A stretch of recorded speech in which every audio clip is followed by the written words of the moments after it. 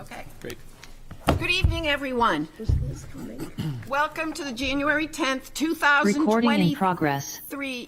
School Board. Good evening, everyone. Welcome to the January 10th, 2023 School Board meeting. Happy New Year, everyone. Happy New Year. Let's have our roll call. Okay, Liz Barrett. Pip Clues. Lisa Rappaport. Here. Ann Walker. Here. Margot Peabody. Here.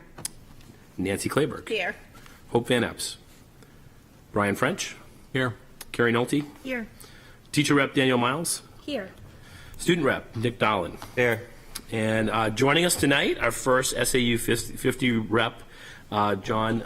John, is Balboni the correct pronunciation? Yes. Great. John Belmore, yeah. Welcome aboard. Welcome, John. Good to be here. Okay. Can we all stand for the Pledge of Allegiance? I pledge allegiance to the flag of the United States of America and to the republic for which it stands, one nation, under God, indivisible, with liberty and justice for all. Okay, the next item is announcements and recognition. I want everybody to recognize the sweatshirt I have on tonight. The celebration of Portsmouth 400, which was kicked off on January 6th of 3, which is the 400th anniversary, 1623.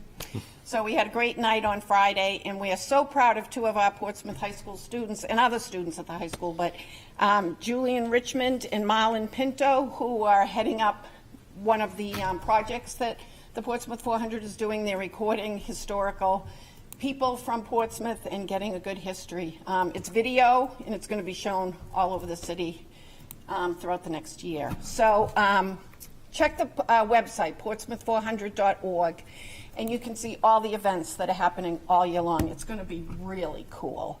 And we're so proud of Portsmouth. We're 400 years old, and man, we're going. So everybody look into that.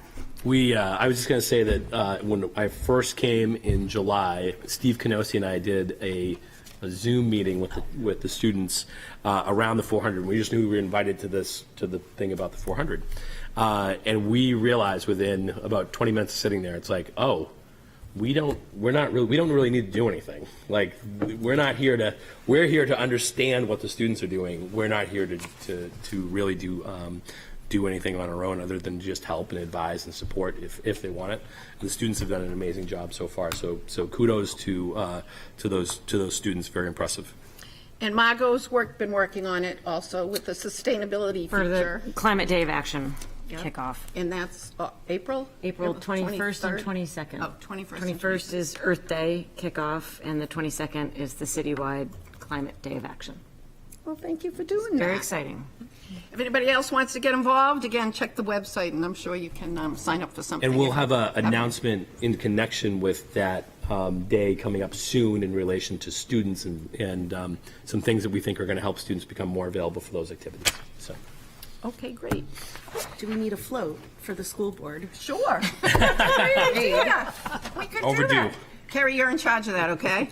Nominated myself. Okay. There is a parade, so you can get the float. There it is. man. There it is. There we go. Of course, there's a Yep. parade.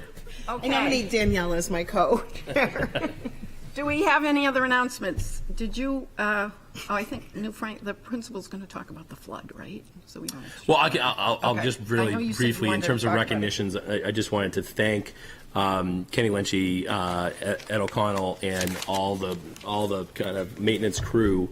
The day after Christmas, I think both Joanne, the principal, and I were both in warmer locations, and back here we realized that we had a situation where we ended up with a leak that ended up flooding a couple of classrooms at New Franklin, and that morning we were getting pictures from our staff, people doing the hard stuff on the day after Christmas to make sure that we were going to be in a position to open. And I will say they were unbelievably determined from the first call, like, we will be open for students.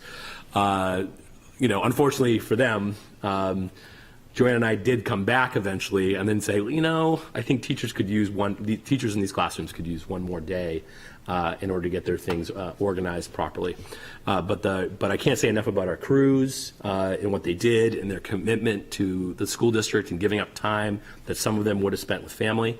And then also our teachers, just, you know, when we went in, people had a pretty positive attitude about, you know, doing what they needed to do, coming back off of a break and then having to kind of revamp their classrooms and stuff.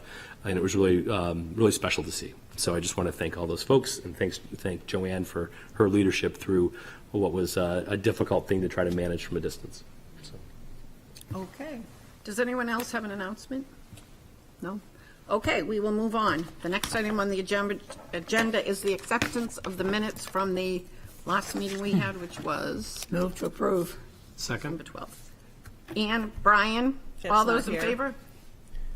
Oh, Pip's not here, right. Oh, So we can't punctuation ask Pip. her if we have all the punctuation and the dots and everything we need. Okay, all in favor? Any opposed?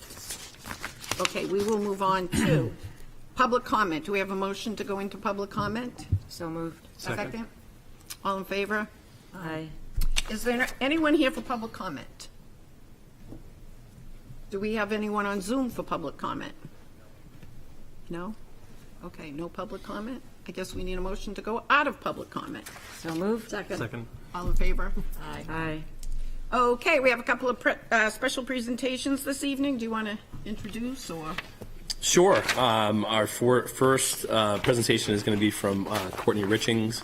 As I think some of you know, Courtney was recognized in the summer for her wonderful work as our director, and I think I'm repeatedly, as I walk through that space and understand the quality of our programs and what we're doing, a lot of it is a tribute to her leadership and what she brings to the table. So I'm really happy to have her come and be in a position to talk to you about some of the successes and challenges at CTE. Thank you for the kind words, Zach. And thank you guys for having me here. You know, I always love to talk about CTE.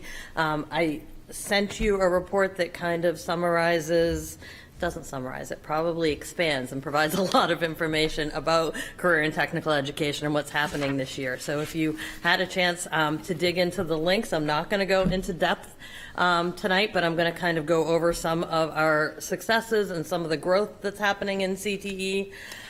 You've got our goals there for the year, and we've been very happily moving forward. When I reported last year, we had expected and seen a slight decline in CTE enrollment in programs, and not only did we recover the 3% that went down last year, but we're up another 3%. So we have a 5.6% increase in enrollment in the two-year CTE programs that are focused around high wage, high skill, and in-demand career pathways. Between CTE programs and the elective courses that we have that are quarter-long and semester-long, this semester we're seeing about 50% of the high school population over in CTE. So pretty fantastic, just over 500 students in the programs with the 9 teachers there. So that's been wonderful. The teachers work really hard always to look for the next way to improve their programs and to make students more marketable to post-secondary partners, to employment opportunities. So we've added some industry recognized credentials with the health science program running into its full first year of both Health Science 1 and Health Science 2. We have the students first aid and CPR certified, but they're also getting trained as trainers. So they'll be able to utilize their skills to offer CPR first aid training that's student led for our teachers, for our emergency services, and they're having great opportunities to work with Portsmouth Hospital, Portsmouth Fire Department, and actually have been invited by the hospital to go over and train side by side with our EMS folks on some of their equipment in their new training center. So that's been a wonderful opportunity. So looking at all of our industry recognized credentials between 2021 and 2022, We actually went from 263 industry recognized credentials earned by students to 556 last year. So they actually more than doubled the amount of industry recognized credentials that the students earned to put on their resumes and on their college applications. So I listed them for you, and I linked to the organizations that grant each of the industry recognized credentials that we're currently offering. And there are new industry recognized credentials, trust me, in the pipeline that teachers are looking to implement moving forward. So some of the places that we're looking to go is to add a phlebotomy certification in the health science program. Again, that's an opportunity that the hospital would really like to support. And we're always focused around working with the community, talking about what the labor market needs are, and trying to support both the interests of the students, but also our local industry with a new pipeline of students. So for CTE program completers, if you look at our numbers from 2021 and then the end of last year, 2022, we went from 48 students completing two-year programs to 70 last year. So that's a 46% increase. And I certainly am not going to take credit for that. Teachers, we all have a part in it, but some of that is also given to how classes are scheduled and how students have the opportunity to finish some of our component courses. But it was wonderful to see that growth, and at the same time, the amount of students that qualified to meet the standards of having a 3.0 GPA in the high school in general and a 3.5 GPA in their CTE programs and qualifying for National Technical Honor Society increased by 67% last year. So we had in 2021 67 students qualify for NTHS, and this past year it was 112. The process is changing a little bit this year. I do expect to see that number drop. We, instead of kind of culling through all of the student records, are asking the students that want to be leaders, that want to apply, to follow the same route as they do in National Honor Society, and to step up and nominate themselves and to collect their teacher nominations. Coming out of COVID, we spent a week working really hard to find all of the kids who could, because we wanted to find anything to celebrate, to support the kids coming out of the hard work that they did, because they really in CTE were successful and spent as much time in the classroom and the labs as they could through the last challenging years. So it's been great to see all of that. I know everybody here is really invested in our dual enrollment and Running Start. And that's been something that we've been looking to increase every year as well. So we added medical terminology in the health science program last year, and we just got word actually that we're adding entrepreneurship this year. We don't usually add something mid-year, but that course only runs second semester because it's the capstone of the entrepreneurship pathway. So back in December, just before Christmas, I got the early holiday gift from Great Bay Community College of them saying they love our new instructor. Joey LeMay is our new business teacher who just started this year, and that they felt like the quality of his work finally let us align that 5th CTE business program course. So now all 5 courses in the business program have Running Start credit. So that has been wonderful to see as well. Over the last year, we saw the amount of students signing up for courses increase from 279 to 333. So that's an increase from around 729 college credits earned, and this is just in the CTE side of Running Start, to 1,000. So that's about a 37% increase. And again, around $250,000 worth of tuition funds that would be saved for families, which is just wonderful to see. I'm sure you've heard from the high school already, so you know that Running Start is blowing up on that side of the house as well. So our students are going to be able to leave the high school with a year of college behind them, and with the STEM and CTE scholarships allowing them to take 2 courses a year at no cost. They'll have a year, ahead of them if they take advantage of the courses. It's really exciting. So that's kind of a brief overview of where we've gone with successes. We also have a great number of business partnerships that are really successful, and our Career and College Readiness Coordinator is working really hard with our new seamless work-based learning software to get all of our industry partners built in there. The next step for that will be to sync it with Infinite Campus so that we can have teachers and students and industry meet in that software so that we can increase the number of work-based learning and ELO opportunities for our students to participate in. So that's where all of our great news in CTE stands. And then as far as challenges, things are going pretty well in CTE. So we're just going to continue working to build partnerships. We are facing kind of unprecedented supply costs. For sure, every time we go to make a purchase, if your quote expires and you get a new quote, we're seeing increases from $300 to $800 on every piece of equipment that we're trying to purchase. So I would say that that's really a huge challenge for us, and being a small potato in the big scheme of things with the vendors that serve corporations and industry at large, we've had a lot of vendors drop us because our purchases are too small. So that's an area of challenge that we continue to deal with. And then we've had some amazing requests from students for attendance in our business classes. So right now we have 2 business teachers.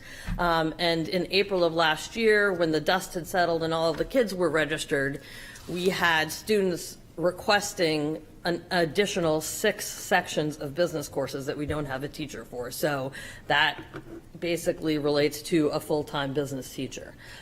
So if that opportunity ever comes to fruition, we would be looking at potentially adding a 3rd pathway to the business program. We do entrepreneurship and accounting pathways, and we'd move into banking and finance and look to put an RFP together to potentially have a financial institution move into the CTE center that the students could actually, learn how to run and look at financial management, mortgage brokerage, career pathways. So that's been really interesting to dig into a little bit. And then as far as our major initiatives that have budget implications, I've let folks know that renovations down the road, we've been pushed in the state queue out to 2028. Initially, when I came on board, pre-COVID impact on the legislature and that queue, we were scheduled around 2025, but now our plan would be due to the state in January of 2028. So Kenny and I are talking about that. Nathan and I talk about that. We started visiting schools with the team this year during early releases, went to look at the renovation project at the Credo Center. We want to get down to the Salem Center because that's a beautiful project, and we'll be continuing to study those. And then we did kick off also right before the holidays a study committee to look at construction trades coming back to the high school. The local labor market demand for people in the trades across, all aspects of HVAC, plumbing, you name it really, is pretty huge. And we had a program that unfortunately was sunset, I'd say 3 years before I came on board. We have a great space.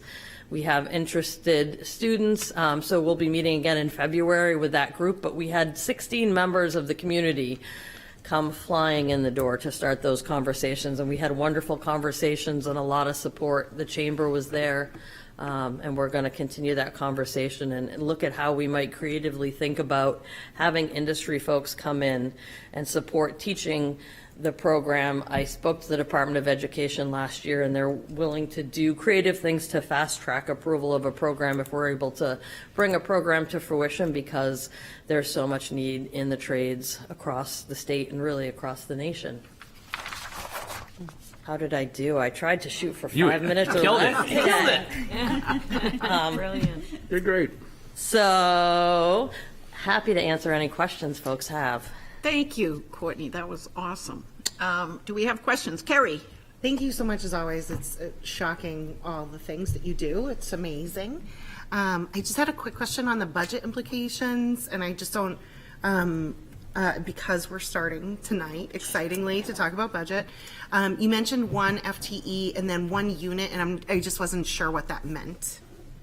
Oh, as far as the 1 FTE, that would be like the 6 courses that were over requested by students, meaning that would fill a student's full schedule for the school year. My apologies. It was 1 block, which equals into culinary arts, which equals Oh, 1 that's block. okay. Here. So culinary arts is a different story. I didn't talk about that, but I will briefly talk about that. So we did have enough requests to fill so that we could run the kitchen for 4 blocks of the day. So like if the teacher went out for her prep and we had another teacher come in for the community, we could have run the kitchen 4 full blocks a day.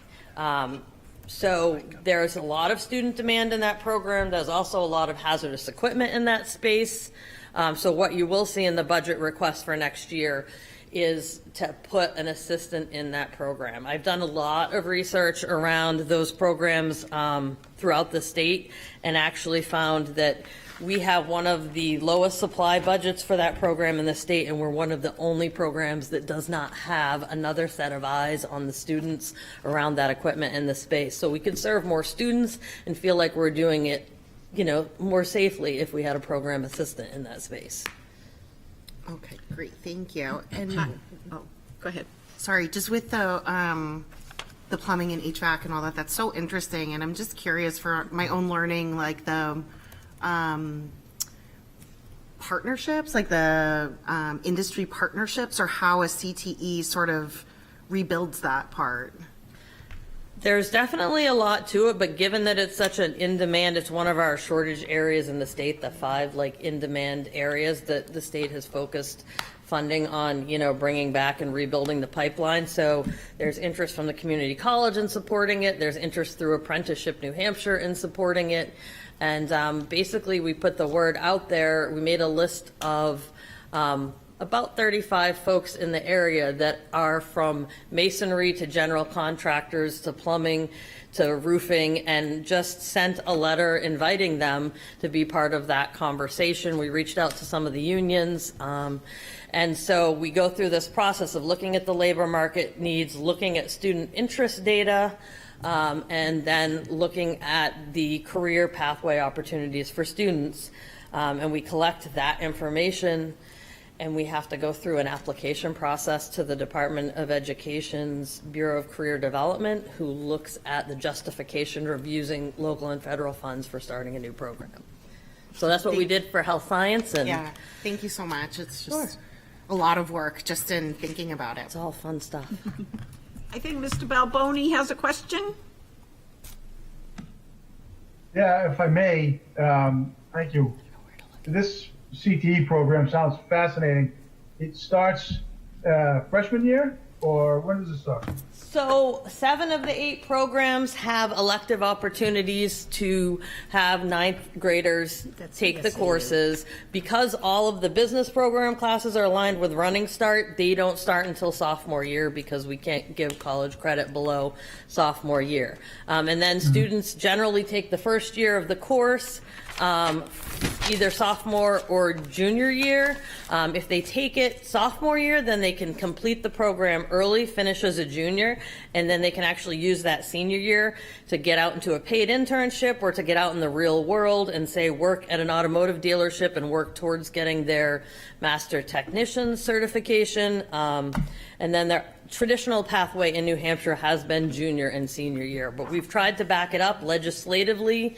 Funding's been backed up for tuition and transportation to sophomore year, which gives students that extra year of opportunity. And a lot of students find CTE is their home, it's their niche, it's their happy place where they really feel like they belong. So having that extra year really allows them to kind of dig in and immerse themselves in the content area that they're passionate about. Sounds great. Do you do any outreach for middle school students, or to give them any kind of introduction that this program does exist in high school, and something to look forward to? Maybe they can start thinking early as to what they want to concentrate on? We do. The federal funding that supports career and technical education lets us spend money all the way down to 5th grade. So one of the things we did is purchase Zello, which is career interest survey tools. So the middle school has that to utilize. All the school counselors and our tech ed and FACS folks have that. It gives students an opportunity to kind of dig in and explore career pathways. And then with opportunities like our co-curriculars, the robotics team will go down to the middle school to share what they're doing in robotics. really trying to build more interest so that we can have a middle school robotics feeder team, so the kids have more practice under their belt before they step up to be part of FIRST Robotics in the high school. And of course, today was our first of several 8th grade step-up days at the high school. So that gives me an opportunity to see the students. They get to take a tour of the high school, and then they get to see a presentation about all of the CTE opportunities. And certainly for all of you, I would love to invite you to come over to the high school. If you haven't been in to tour, just give me a call. I'm extension 2904 at the high school. I would love nothing more than to let everybody see the kids in action in CTE. Any other questions? Margot? Thanks, Courtney. Do we have the capacity, if we have one student who has an interest in a class that maybe a different district offers, is there reciprocity that we can accommodate that ever, out of curiosity? We haven't really utilized reciprocity, but we have students either come in that are homeschooled or kids that are at Kittery Academy that can't go all the way up to Sanford come to us. And then we've had students interested in electrical trades, not having the program here. We tuition them to Dover CTE. We had another student who was interested in animal science, and then another that were interested in ROTC. So we've sent them to Dover, which is the closest neighboring center. Okay, thank you. Sure. Anyone else? I have a question. You talked about phlebotomy, and did I hear this right? If you take the course at the high school and you do what you're training to do, you can graduate from the high school as a phlebotomist? You don't have to go to additional training? We're not there yet. So this year we do Stop the Bleed, CPR, First Aid, AED certification. And then they're doing Train the Trainer, CPR, First Aid Trainer. So they're actually going to be able to teach that skill to other students. But one of the things that we're exploring for next year, yes, we have the phlebotomy arms, we have the tools. In November, we held a symposium where our students actually organized it with their teacher, and we invited the neighboring health science classes to come.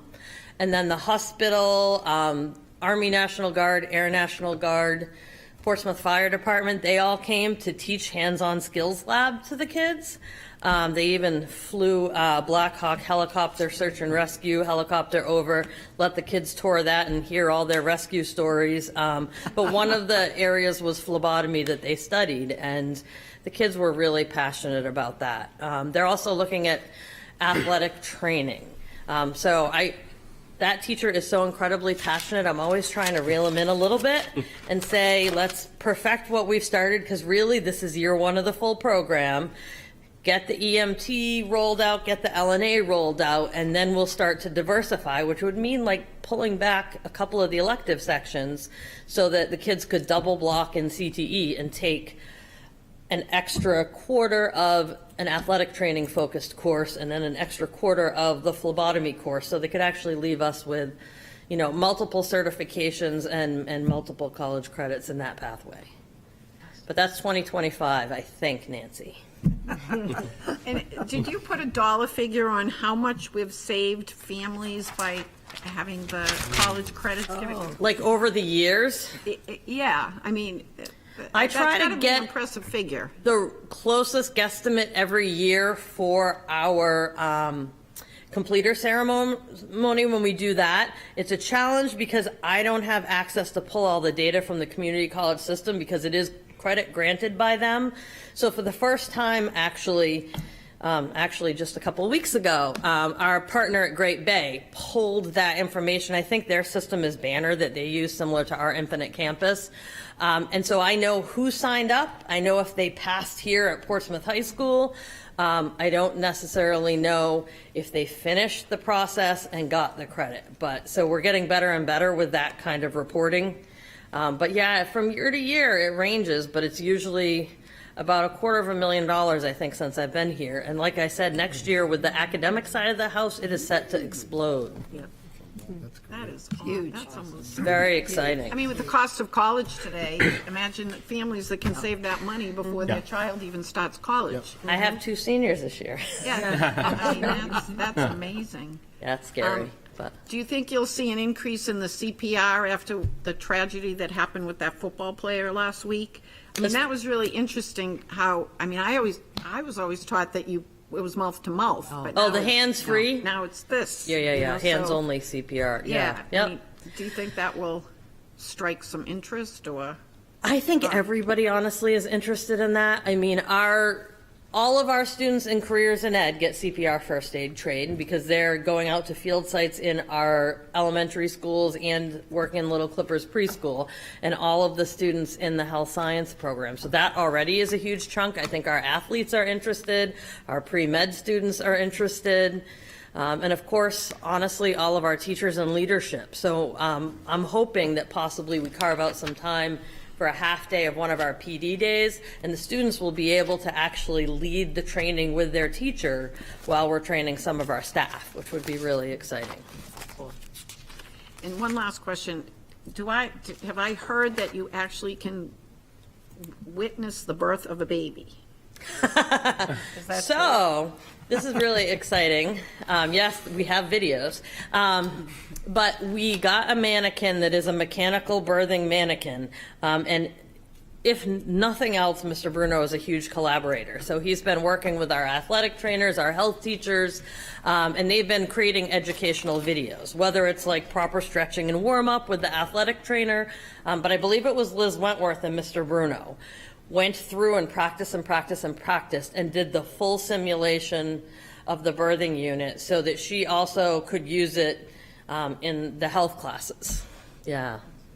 Come on over. Nancy? I think that's cool. Oh, yes, Ann. I just wanted to say that in the past, you had said that it seemed as though the word had not gotten out about everything that was happening with CTE. I would say that the word is out now. It's getting out there. I What you're love saying, it. the word is out, so congratulations. Thank you. Thank I think when we think about the district, and Courtney and I have had this conversation, that, you know, when we think about wanting to evolve, it's partnerships with the community, it is real world experiences for students that are relevant. It is evolving in our pedagogy, and CTE is this flashpoint right now in the field, period.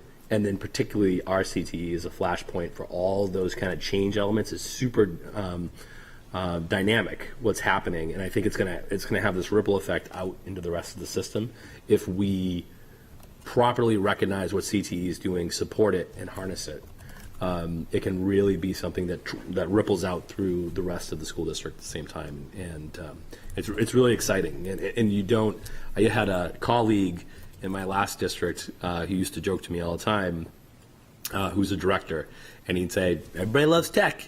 Everybody loves tech. You don't see any unhappy students in tech. And the people aren't grinding through, particularly because of the quality of our instructors and what we're doing." So again, real testament to Courtney and her whole team. It's a great community down there for sure. Okay. Thank you, Thank Courtney. you, Courtney. Next. So next, we had Joanne Simon from New Franklin School. I would say really quickly as Joanne comes up, I have come into the district and tried to find my footing. I have relied on the counsel of Joanne a lot to better understand Portsmouth and to think about my own leadership. So I'm very appreciative of Joanne and the culture she's created for my own little person who's over at New Franklin. And for all the kids at New Franklin School. Well, thank you so much for those kind words. I feel a little lonely up here without Kate and Erin. For the past 7 years, we've presented together.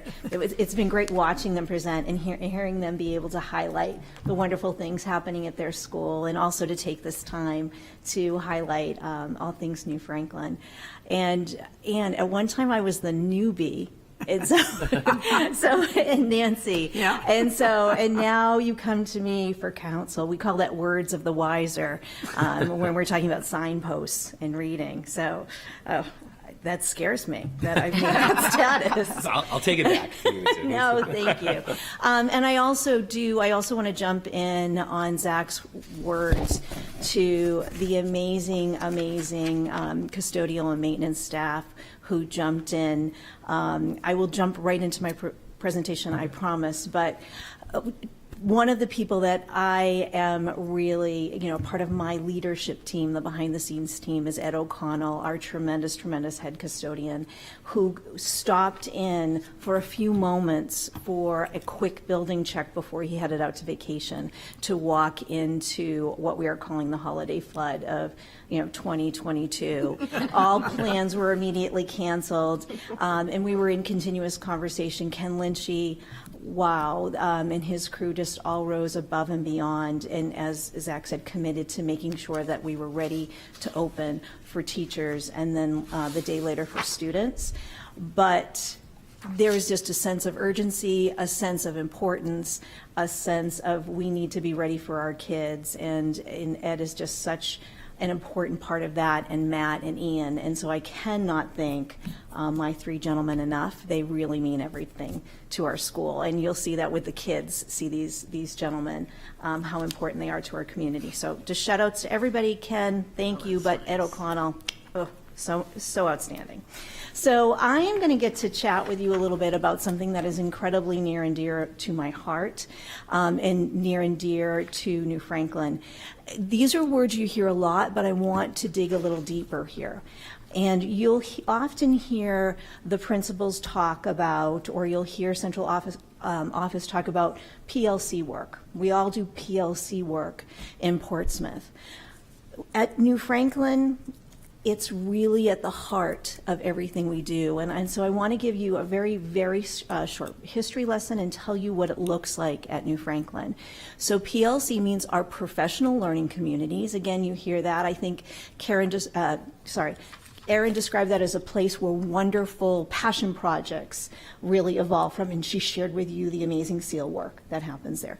Kate talked about within their professional learning communities that teachers come together and they really are making some transformative shifts in the way they're delivering content, in the way their literacy block was looking.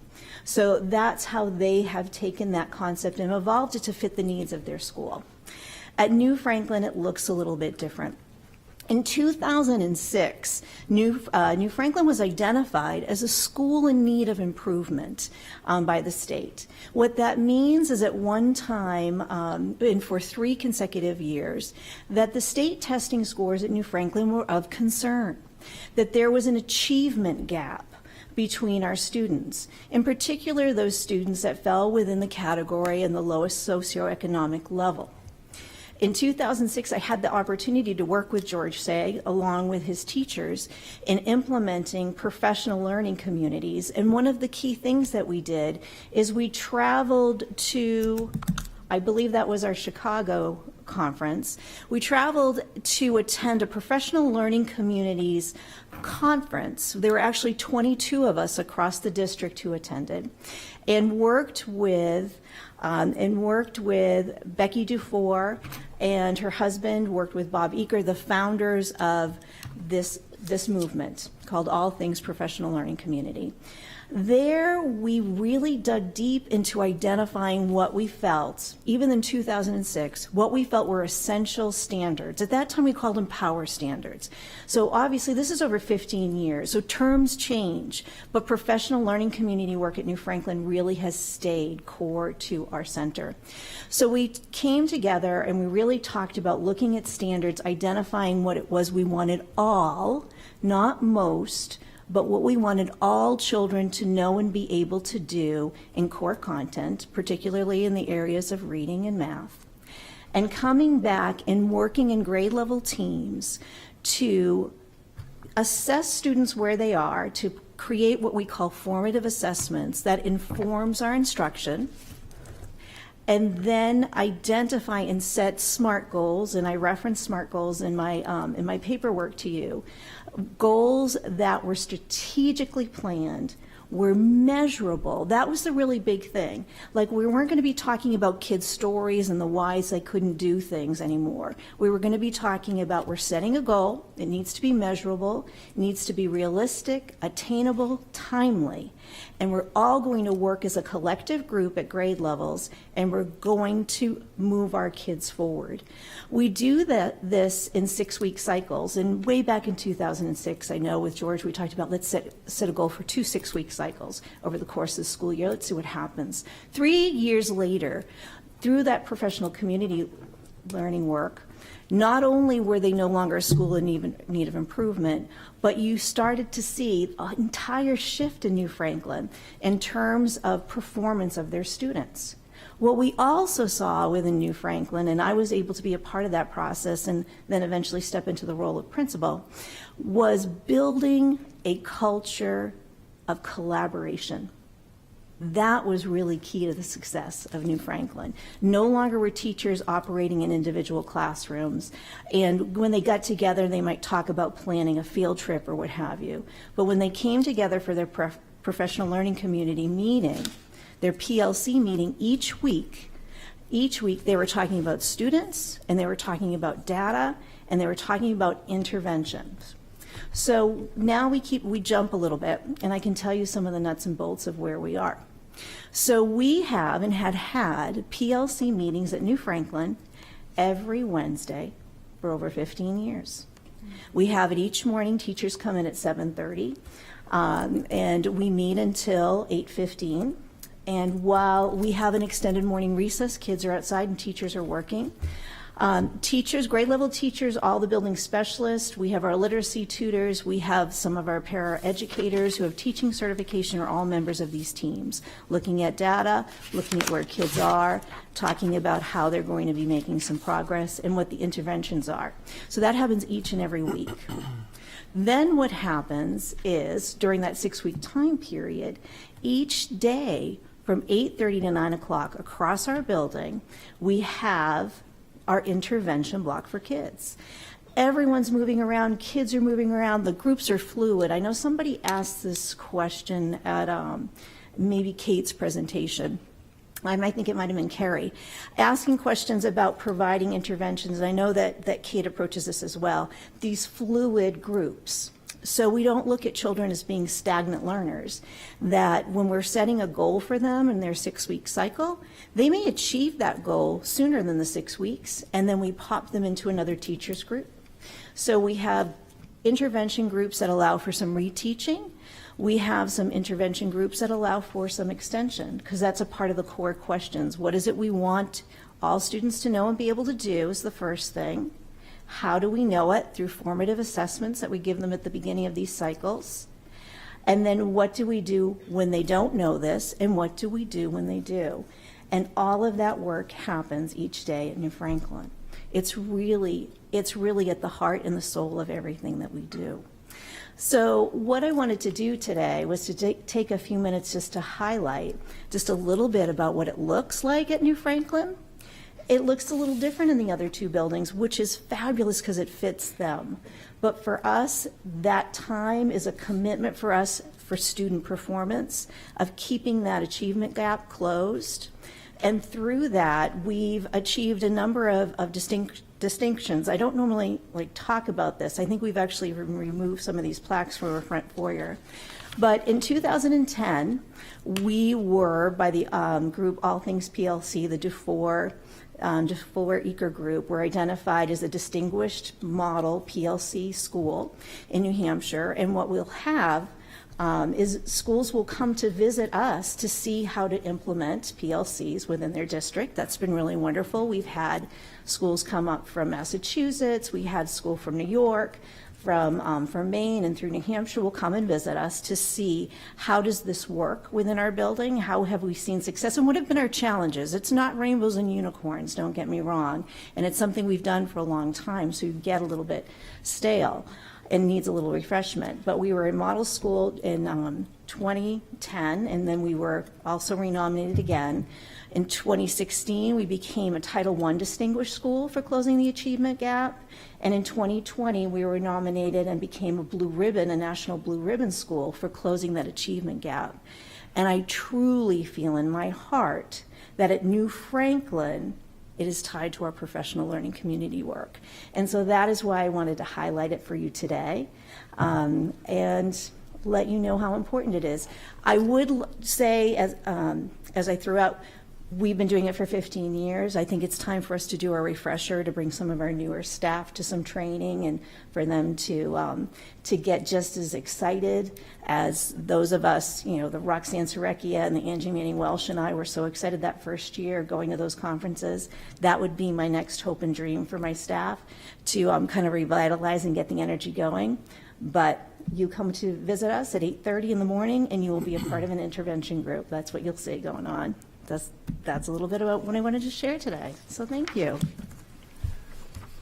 Thank you, Joanne. Absolutely. That was very interesting, inspiring, and wonderful to hear. Do we have any questions? Oh, did you want to say something? I was just going Joanne, can you talk a little bit about that decision to send 22 people across the country to invest in those folks and Yeah. do you look at that as a kind of crucial moment for the building? Well, it was 22, actually. I'll take a step back. It was 22 across our district Okay. that attended, but at New Franklin, we had 6. We were lucky. Yeah. We had a nice full team that went. And I will really say, it's something that I hold on to, those opportunities to get together, to hear these national speakers, hear these stories, and to meet with these experts and talk through what our individual programs were, was really empowering to us and really gave us that energy to come back and share to the rest of the school, and to, just to talk it up, share what we had seen, talk about the connections, but also continue to build on connections we had made at the conference. So in 2006, it was honestly a time when, now I want to say ESSER, but we had some additional federal funds, and that at the time was what the district thought to utilize those funds, was to do professional development system-wide, which I was really appreciated. And I thought it was incredibly powerful. I will say, I had this conversation with my staff yesterday, and actually Patty came to visit with us, which was great, during our staff meeting, or we call it staff collaboration time. I think especially these past couple years, teachers have been in survival mode. We've had so many changes to what a school day looks like post-COVID, and focusing on essential standards and trying to support our students, that we've hunkered in a little bit and we haven't gone out and had as much professional development as we should. Like, I'm talking to staff about taking that time, of finding that conference, of finding those opportunities to get out and get excited about professional development again. So that's something I hope, that's like a personal goal, I think, for the 23-24 school year, for sure. So, yeah. Any other questions for Margot and then Lisa? Thanks, Joanne. Sure. I love PLCs.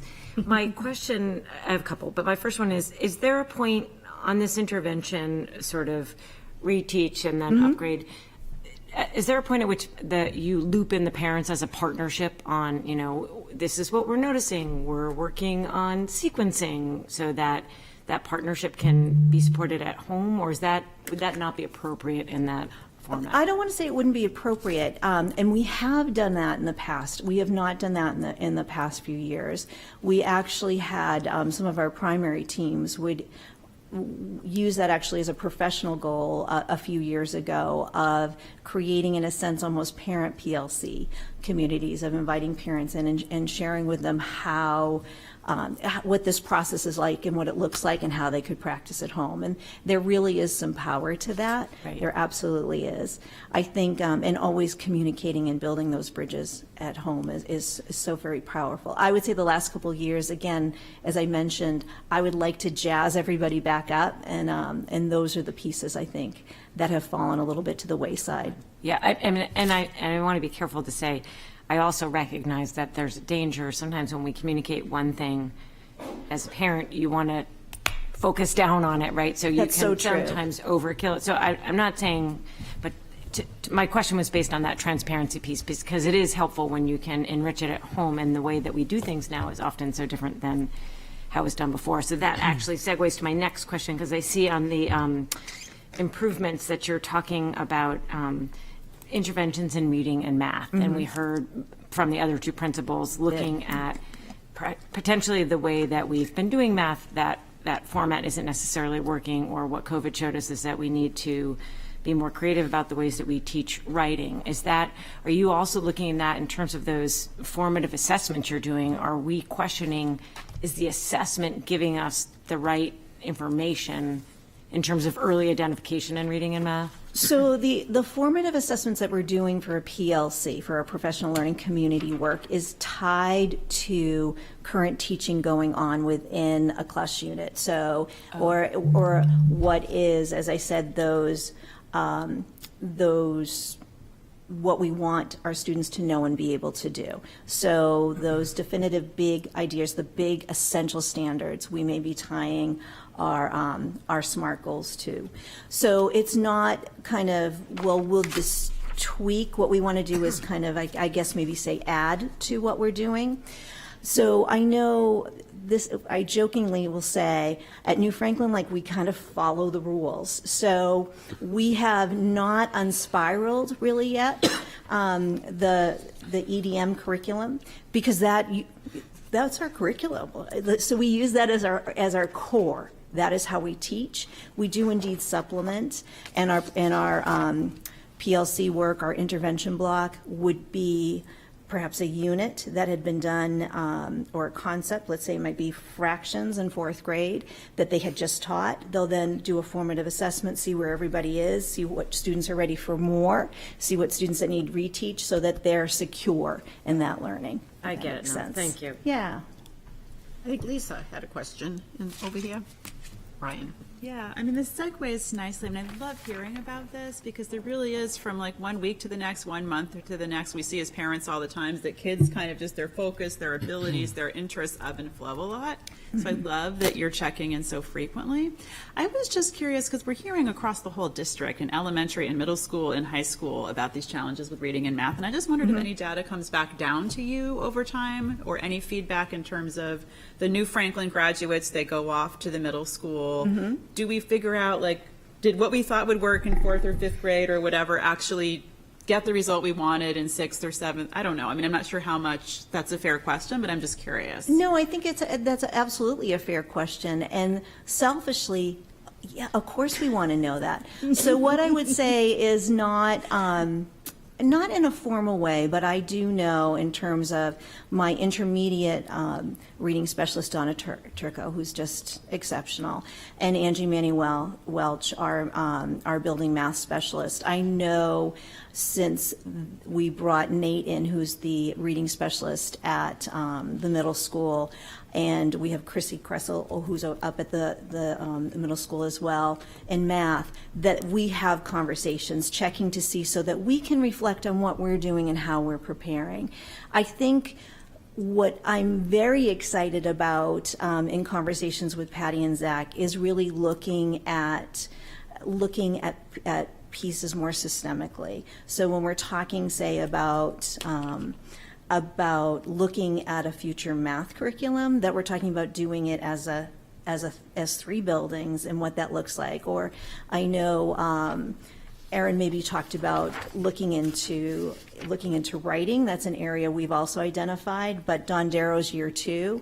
And I'm looking at this as a wonderful opportunity with our change this year to kind of recalibrate and maybe get us in more alignment. It won't look identical. Like, you don't want 3 identical schools, but I think what we want is 3 schools working with the same thing, so that when we feed up to the middle school, they're coming in with similar experiences around curriculum. What does that look like? Yeah. Thank you. Sure. Brian and Kerry. Yeah, it's thanks, Joanne. This is along the same thread as math and, and reading, but I did have 2 questions. You have the math tutor ask, or talking about math tutors, and I don't really piece together in my head how that works with specialists and math specialists.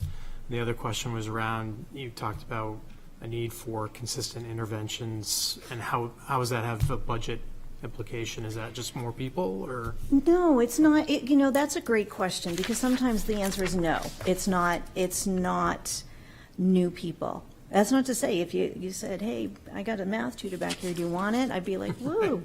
But what I would also say is I think it means two things, of looking at the way we're utilizing staff. And I also think that this is a conversation across the 3 buildings. I will say that New Franklin is a Title I school-wide school.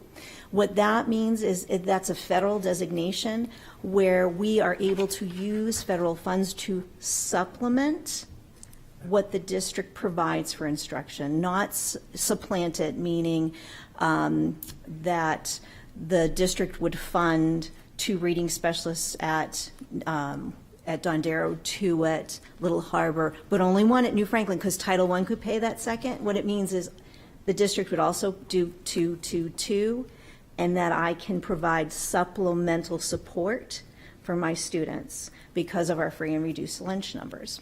So what I would say is, so coming back to you, Brian, I think it's thinking about how are we addressing math. There are needs in math. That was I think really the biggest hit is a strong word, but I think the area of impact that we saw post-COVID, because whether it was remote and then our days where we went half days and A and B days and all sorts of different kind of days, we had to teach essential standards, meaning some were dropped or not prioritized. And now we see that. And so now it's time to clean it up.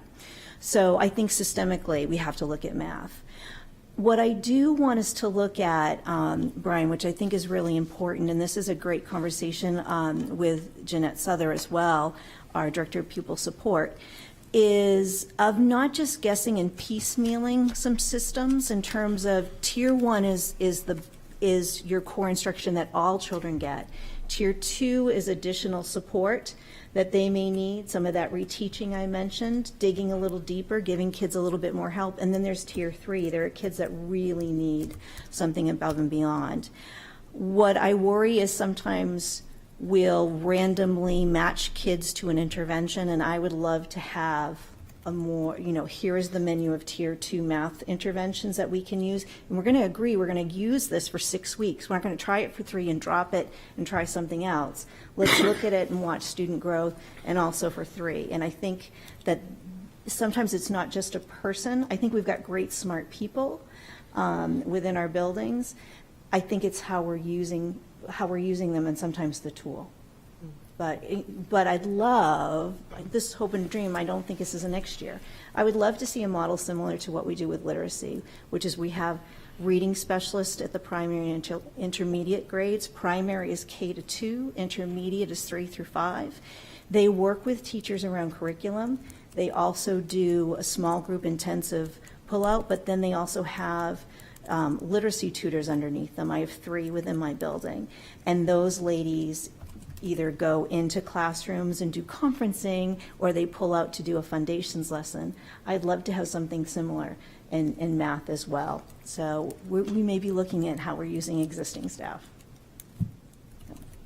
Carrie, did you have a question? Yes, I'm just still in shock of this intervention group, and I just think of it in as a nursing professor, just how much time and energy and how everyone is just so dynamic in making this happen. I'm just beyond impressed and shocked by how amazing it is to hear about, and wishing that we could do it in so many other ways in the world. So thank you for that. I think my questions, and I just so appreciate, the experience that I've had as a new parent in the school system of how much support and feedback is available. And I know that's not a unique experience from other parents, but I think really just the recognition that within both that intervention group and everything, that people are really thinking how does this kid learn, and how can we communicate with parents and things like that. And I loved Margot's idea, that bringing parents piece in, but I do think as a parent, I feel like I've gotten a lot of feedback from that. And so just really appreciate that. And I know other parents feel similarly. So that's mostly comments. And then my question is really boring. We're going to hear a lot about Promethean boards. Yes. And I saw that in your implications, and I know that that's a PTA discussion and things like that, or PTO. And so I just wanted to, as we go into budget, talk about that or what's going on with them. All right, what's going on with that? So, and I may have contributed to some of this bigger conversation that's happening. And for all of that, I apologize, because that's never what I want to do. But what I would say is within our building, and again, I know that Kate really kind of chatted about this as well, because I believe you asked a similar question. But the on-the-wall, stagnant, big projector Promethean boards are really aging out. And replacement of them it's just not feasible. They're a tool that has kind of seen its time. And so now we've moved to the Activision boards. So the Activision boards are cheaper than the Promethean boards. You're able to move them, which is super, super cool.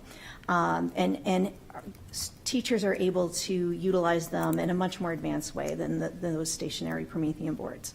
So within our budgets, we actually are able to, so within our district budgets, we are actually able to probably purchase, I would say, maybe 2 or 3 a year. I'm kind of just looking at Nathan because he'll nod to that. And so how do we bring them in? Well, so 2 or 3 a year happens, but then we also had ESSER funds come in. And so last year we were given a few more. And so we started to see them, because we needed some additional technology too. They rushed them into when we started to teach remote in 2020 in that spring. And so they start to come into your building. And teachers love them, and they're gathering around and they're sharing tools and resources, and everybody, Carrie, wants a new Activision board. And so we're starting to bring them, we're starting to bring them in. I did have a conversation with my PTO. We were talking about some of our PTO. Shout out to my PTO, actually. I'll say they're amazing. But we have a PTO surplus right now that they were talking about the appropriate way to use them. And so I had said one of my teachers actually presented on how she used it. And we talked about, can we bring 3 in through the PTO? So that's where I think I may have caused some angst. And so my PTO is going to vote. I don't know how that will be, but I talked with them that would help us expedite, because right now I think I can predict that we would be able to have those Activision boards within classrooms by the end of the 24-25 school year, I believe, with the funds that are in district now. I believe at the end of 2 years, we'd be able to have them in if we get these additional 3. If not, then it goes out even another year. So people are excited, and it's a great tool. And so I just want to get them in hands, and I think I may have pushed that agenda forward, which is causing this big conversation. So apologies. I was going to say, I met with the PTO leadership from New Franklin last week, and it was good. We had a really good conversation about, in the short run, it's great for us to purchase technology through the PTA and get it in the classroom.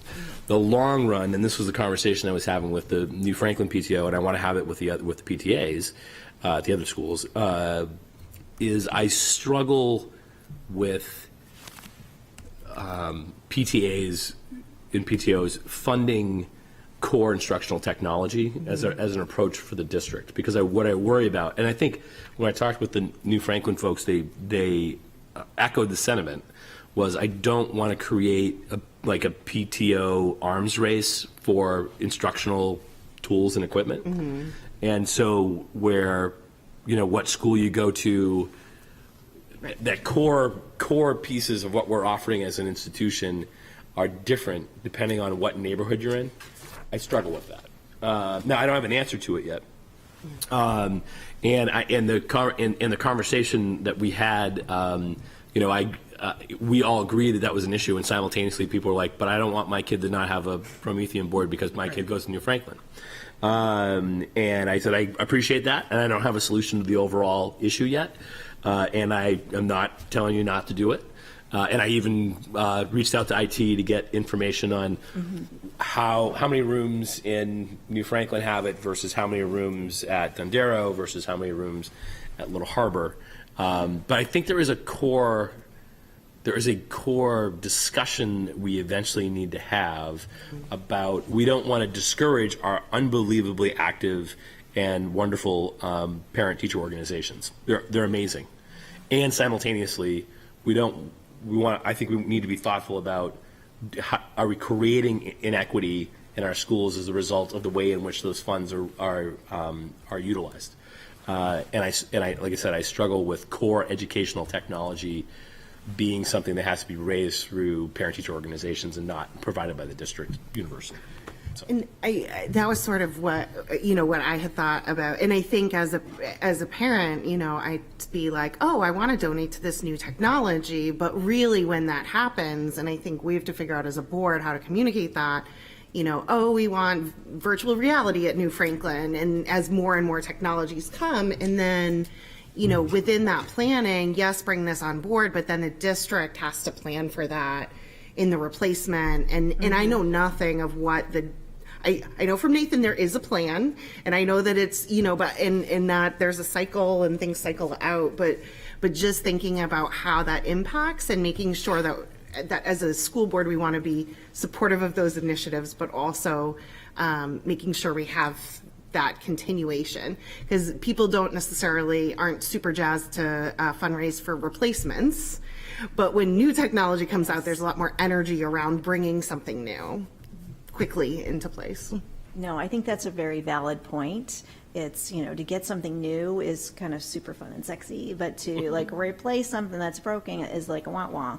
But so I totally understand that. You're right. And I think it is that piece around this incredibly valuable tool and trying to get it into hands. And I think anyone who's worked with me on the board, when we think, equity is a huge piece for me. And so I would never want to be a part of kind of tipping that one way or the other. But I do look at this as a wonderful teaching tool that does provide just our students with a really great education. So whether they happen in, whether we achieve this in 24-25 or 25-26, that remains to be seen. So, yeah. It wasn't a boring question after all, I guess. It was a very exciting question. All right, we'll take two more questions. Anne and Lisa. Joanne, give me a ballpark figure about the new board.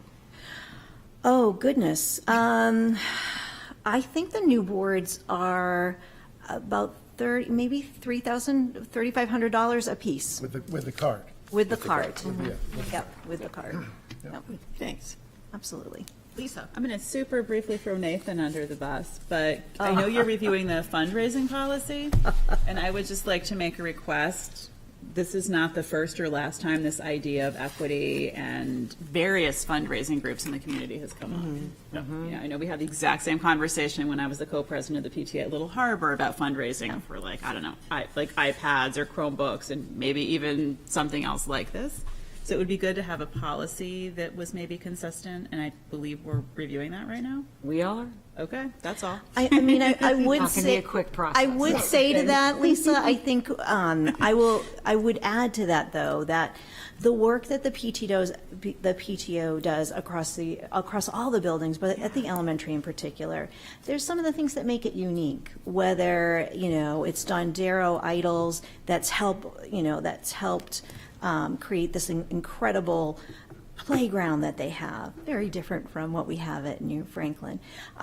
Over at Little Harbor, there was always the spaghetti dinner fundraiser that created a beautiful garden space and some other outside. I mean, that's just some of the wonderful and unique work that everyone does. So, I just would always throw that out too, that each PTO brings something special, and that changes year to year. For us, we had an outdoor space a few years ago, and now we have a group of parents that are thinking, what about inside the building?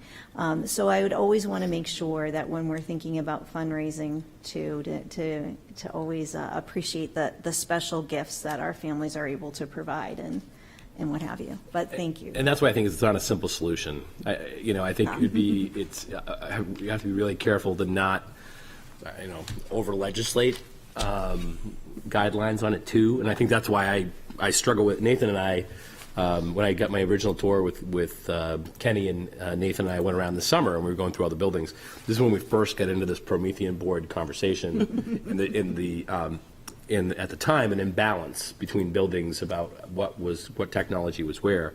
And at the time, it was identified, well, part of that was around, PTA had done some fundraising and identified this as a need. And I've been chewing on that ever since. I still don't have a simple solution. I think it's more cultural than it is necessarily strict type of guidelines, but I do think it's a thing we have to keep an eye on. Okay. Joanne, thank you so much. Thank you so much, That was a everybody. wonderful Thank you. It's good to see presentation. you. Thank you. Okay, I think the next item on the agenda is, are we handing it over to Nathan for a budget workshop? No, you hand it over to me. Oh, handing it over to you. Okay. So here's what and Nathan will jump in as appropriate. So I'm going to take you through, when I came in to the non-public tonight, Brian saw that we had the budget binders and was like, ooh, it's budget binder night. And I told him that having been in, done multiple presentations as an adult, in this role, and also having been a teacher, I would never pass out materials in advance of introducing those materials because I know as a teacher, I know what would happen is students start flipping through the thing, and then after I have done the introduction and the materials, then they start asking me the questions that I just explained while they were looking for the little detail that they were interested on, the fourth tab. So what I'm going to give you is give you an overview, and I'll pull up some slides in just a minute. And what I want to walk you through is our thought process going into budget development. What was our kind of intellectual framework around the way in which we were going to do it? What was our process that we've gone through up to this point? What were kind of a menu of choices that we had to make in terms of what we were going to present to you? Definitely going to include, it's both in the binder we're going to give you and in the presentation. I'll include all the positions that were requested from department heads and principals, and then tell you what our suggestion is at the moment. The intent is to just frame this thing you're going to get, to not dig deep into a bunch of questions tonight, but to just frame the bigger binder you're going to get so that it has some broader context. And then we look forward to having a bigger conversation about this over the next month and a half or so. So let me pull up those slides real quick. Get this out of the way.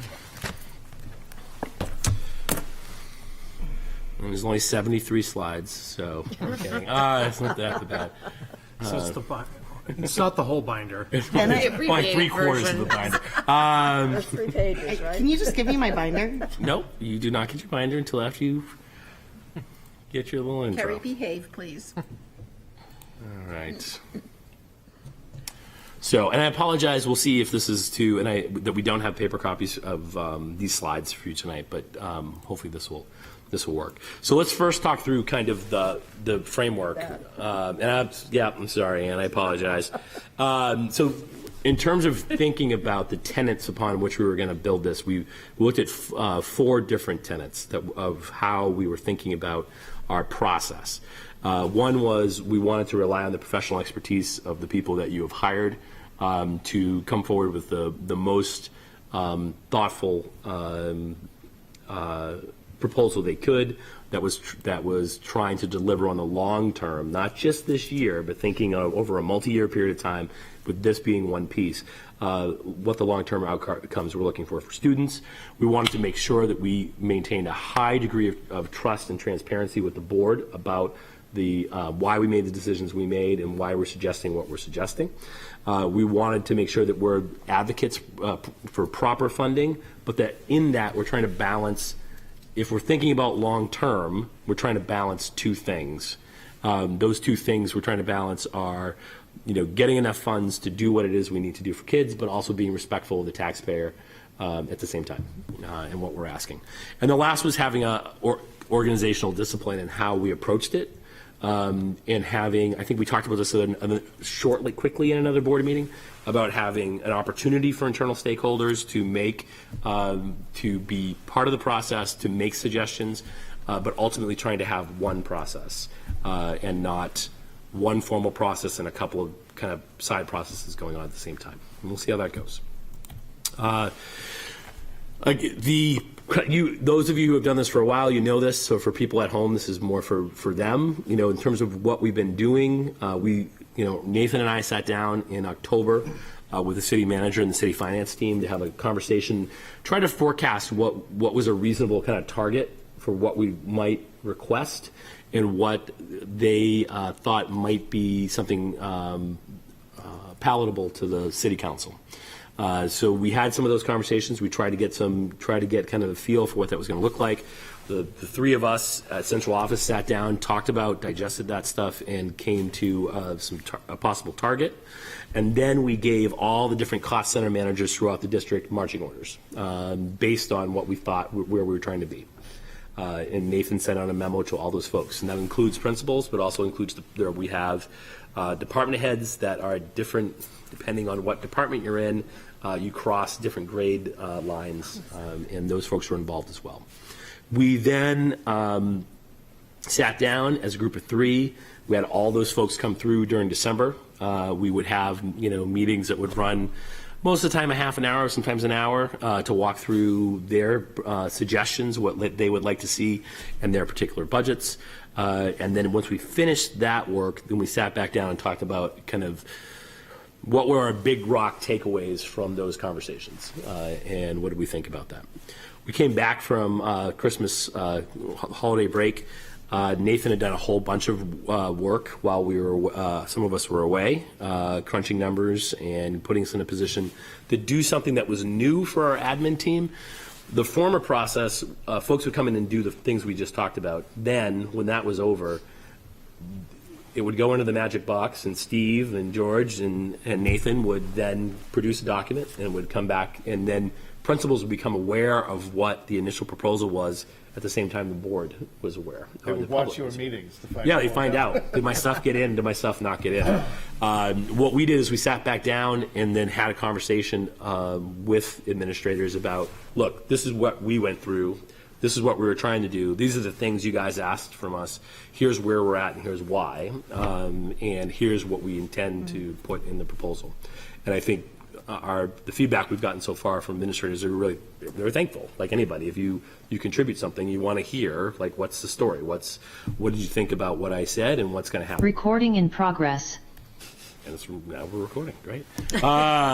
So then we put together Nathan and his team put together the budget binder that Brian will get soon. And then we're going to go through that process that you've been on the board. We're going to go through the 4 budget workshops, at least the 2 public hearings in January and February. End of February, we're trying to wrap things up in order to turn our department over to the city manager for part of the city manager's work, and then we'll be part of the review sessions with the city council in May.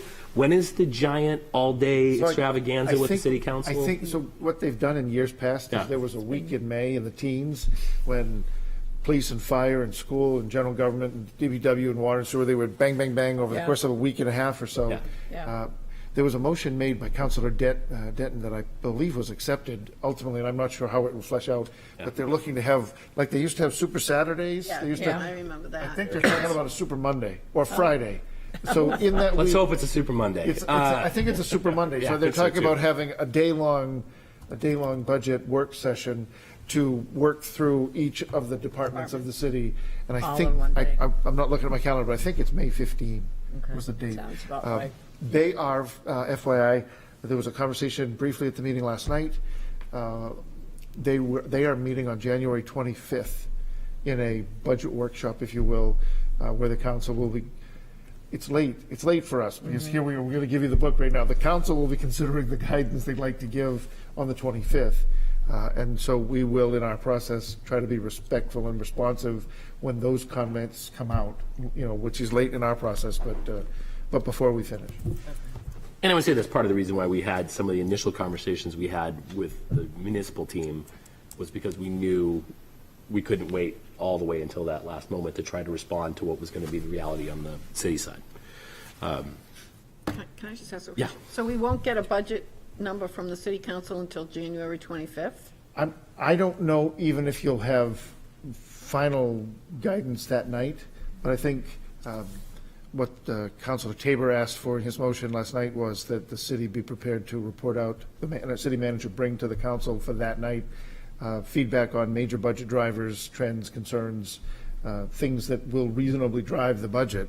We're not alone, I think, in being early in this or ahead. Police and fire commissions are also working through their process.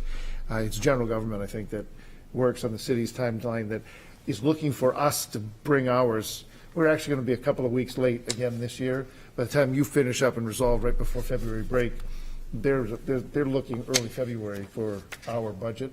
But because they know, I think, we communicate right up front when it's coming, they'll take that. But it will be interesting to see. Yeah, that's We think we have some sense, and obviously we're being as prudent as we can. We'll talk to you more about it, but. This is you have in your packet, your regular board packet, the list of meetings, and this is just those meetings and when those will be occurring.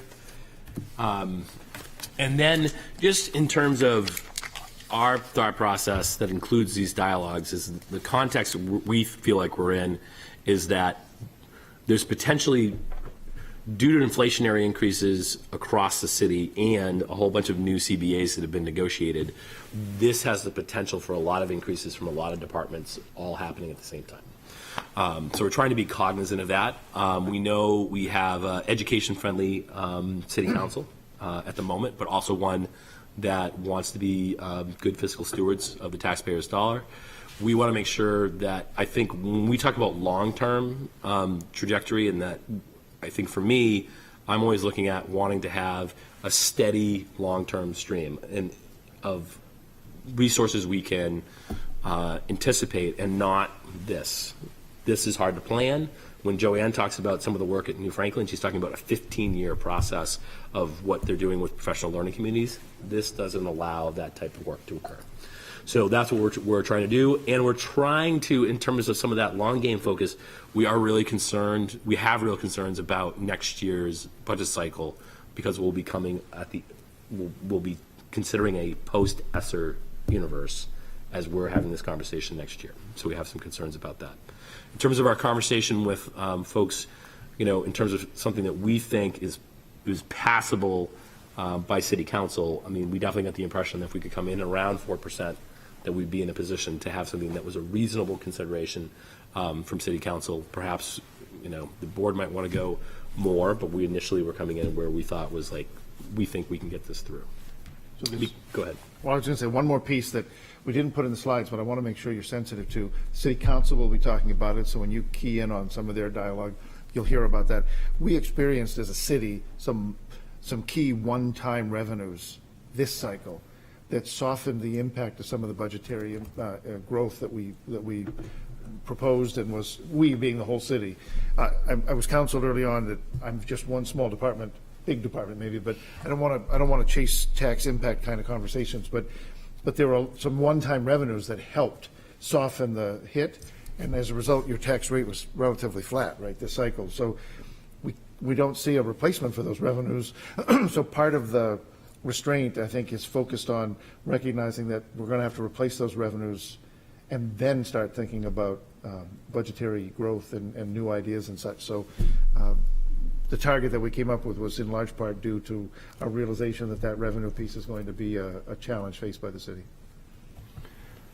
So, so in terms of where we were building from, so again, if we're talking about that as a 4% increase, you're first going to start with where we were. So at the end of the last cycle, you collectively approved, the city council eventually approved a $55.5 million budget. But over the past period of time since that was passed, there's been new CBA agreements, and the CBA agreements have pushed that number from $55.5 million to $58 million. And that money comes from, just in terms of where that comes from, it comes from the city's negotiation contingency, and it moves over to cover it. So it's not new stuff that we had to cover this year, because the contingency from the city covered it. but it does put us in a position where we start at 58 million. Could you just repeat those numbers again? 50? So 55.5 million was what was originally proposed. 58 million is what it came up to, and that's $2.2 million difference. All right. Can I just make sure everybody's on the same page, because the Yes. public will watch this, and those dollars, that $2 million, that was in the city's budget. So the city maintains each cycle, and I don't want to, it's not fair for me to characterize, but I would say it seems reasonable that you keep it as nebulous as you can, because you don't want to tip your hand in terms of the negotiating plans that you have. But I worked with the city finance department and city manager's office to offer up suggestions about where we thought things might go, and provided data to them. And then they prepare a contingency like Zach described. Those dollars get transferred from the city side into our budget and grow our total appropriation authority. So that's not something you had to argue for or fight for. That was, you worked through the negotiations process, and those dollars, not all of those dollars have come, because we haven't finished yet with paraprofessionals and with custodians. But when those things are executed, that's the total amount that would benefit the budget and where you'd land. I did that because without that 2 million, some of the increases would make your increase look Gigantic. significantly larger. Right. So to be fair to the process. So we're starting at the 58 million spot as opposed to the 55.5 for 4. And so we're trying to, in terms of hitting the 4, we're trying to come in at an increase of around $2.3 million. So that's what we have to spend. 2.3. And that includes all of the healthcare raises and all that. All those things we're trying to, and then we'll talk about like how tight that gets. So we talked about with the administrative team around, all right, let's start with a conversation around what's a continuing service budget look like. So if we provide the same things that we're providing today, what would that cost us in order to do? And there's a whole bunch of these adjustments. I won't read all of them, but basically you have the CBA differences. You have some adjustments around really properly reflecting how we were actually using some people on the margins, and making sure that that was really that we recorded that in the right way and had it as part of what we were doing. Then some increases. You can anticipate inflationary increases around transportation, energy, all the stuff that you know is going to come, and then around special education, and particularly out-of-district tuitions. So in terms of the budget drivers, there's 3 main budget drivers. The first is around benefits, and again, this is looking at that continuing service budget. And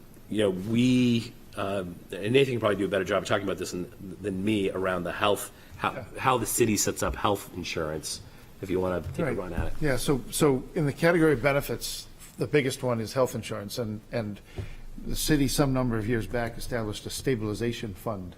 It started with, I believe it started in the same time frame as the argument over the risk pools that were managing health around the state, and the returns or the reserves they were holding on to and refunding some of those.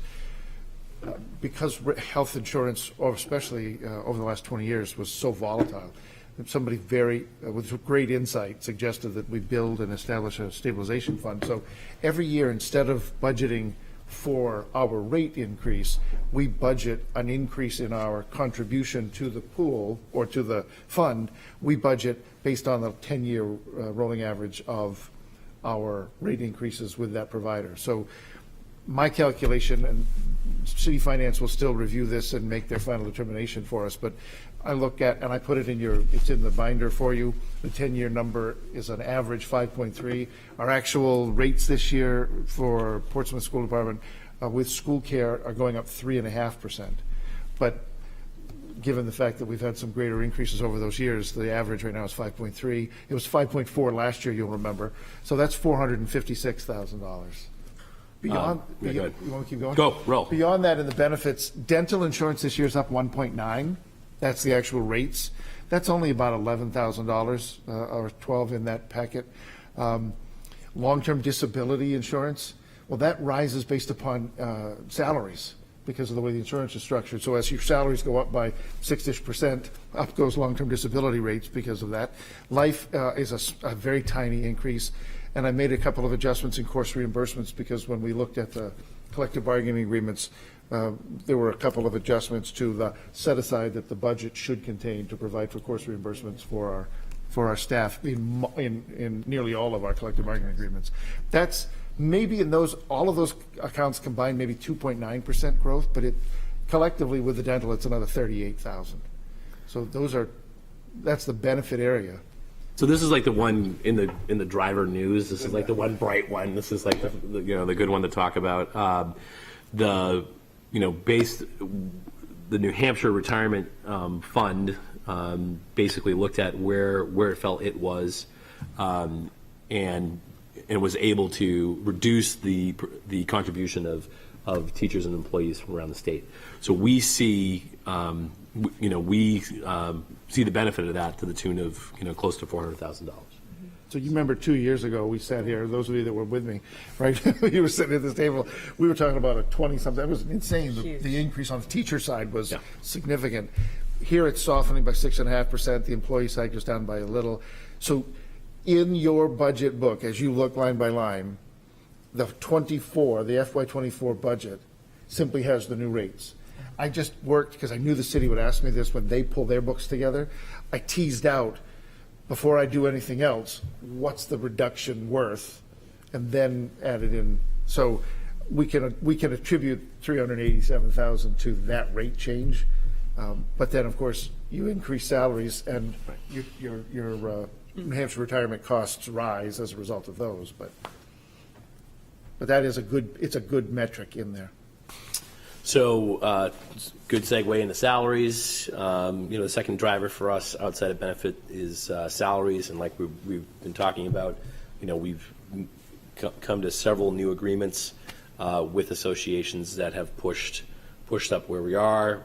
Most of the associations are a 10-year rolling average with the COLA, which I think folks are familiar with, and several bargaining units have moved up to a floor of 3%. So what we're seeing in terms of that impact is, in combination between the salaries themselves and the related taxes. Now you're pushing up to 1.3, and then we did talk on one of the previous slides. We did mention that we had added an additional special ed case manager in the summer based on need, and another 86,000 total covering that as well. Operating expenses. So this is where Nathan, you want to walk through workers' comp? Yeah. So workers' comp, it's so funny because sometimes we stand on our own, and sometimes we're a city partner. In this category, workers' comp, we are one of the departments. And that increase, I budgeted the increase just over $8,000 based on history. I got an email this morning from City Finance because their timeline is working its way through. Their increase is twice that for us. It's a very small number, and I didn't want to make any changes now. I think it may actually go away. These are estimates, and I think we're fine with this number. But I just tell you, it was interesting because I had a rate in mind. Now I found out that the rate from the city is different. In the case of property liability, which we had the Primex program here on your agenda being voted a couple of months ago, 3, 4, 5 months ago, that rate increase is $12,000. That's us alone. We have a standalone there, so that's $20,000. And then the other significant operating change is in the area of transportation. So we're budgeting for the second year of our 5-year extension with STA, budgeting that at 4.5%, and we're budgeting our specialized transportation with Durham. Although we only did a 1-year agreement with them, their rates came back 28%. I think was the delta. It was an enormous increase, which was part and parcel of two things. One, we had some below market rates that we had been enjoying for some number of years, and two, they're suffering the same kind of challenges we all are in terms of staffing and trying to raise rates, et cetera. And in the midst of all of that was going on, their rates bumped up a bunch. We anticipate looking competitively to find alternatives. We think STA, for instance, might actually be interested in taking on that book of business. We talked about it last year, and they do specialized transportation in other areas in the region. Just this office hadn't. So we'll be talking about that, and for now, we've left about 5% in there. But our renewals coming into this year were greater than what we had budgeted. And so this is really pegged at the 4.5% and the 5%, as I show on the slide, but it catches up some from last year. So it's 116,000 of new money there. And that continues to keep 13 buses for STA, even though we've run 9 or 10 this year off and on. And I'm hopeful that we'll see at least a dozen as we get into the second half of this year and then next year. So budgeting for 13 there. Wow, energy. Want me to? Yeah. So, yeah. So the city, it hurts. God bless So- Department of Public Works. So Peter Rice and Roberta Orsini in his office they tackle this routinely. Our electric supply and natural gas supply were both bid out competitively earlier this year. I may have made a comment offhand one night in one of our meetings, but the electric supply rates are bumping up from 6.86 cents. Starting with the October read, we'll go to $11.40 as opposed to, 11.4 cents as opposed to 6.86 cents. It's a 66% increase. Thankfully, the distribution side of the bill from your local utility, that isn't changing significantly. So, but 66% there, and gas is up 41% starting for the next heating season. So all in, it's a 228,000 almost, which is about 21% increase in that area. You'll remember when we were looking at our financials, we had shaved the budget a bit the last 3 cycles because the budget in energy had kind of been inflated, which was okay because Kenny was running out of money in his maintenance budget, his facilities every year, and so he was drawing down on the excess in energy. We're trying to right-size those two against each other, but we overdid it. We were overzealous in energy. So now not only did we miss by about 50,000 in last cycle, but we're trying to make up for those. And then if I swing at this last big one, you've got Jeanette Souther, our Director of Pupil Services, coming up in 2 or 3 weeks. She'll be with you, I'm sure, like every year to offer you some insight. In the area of out-of-district tuitions and transportation services, we just continue to see rising costs.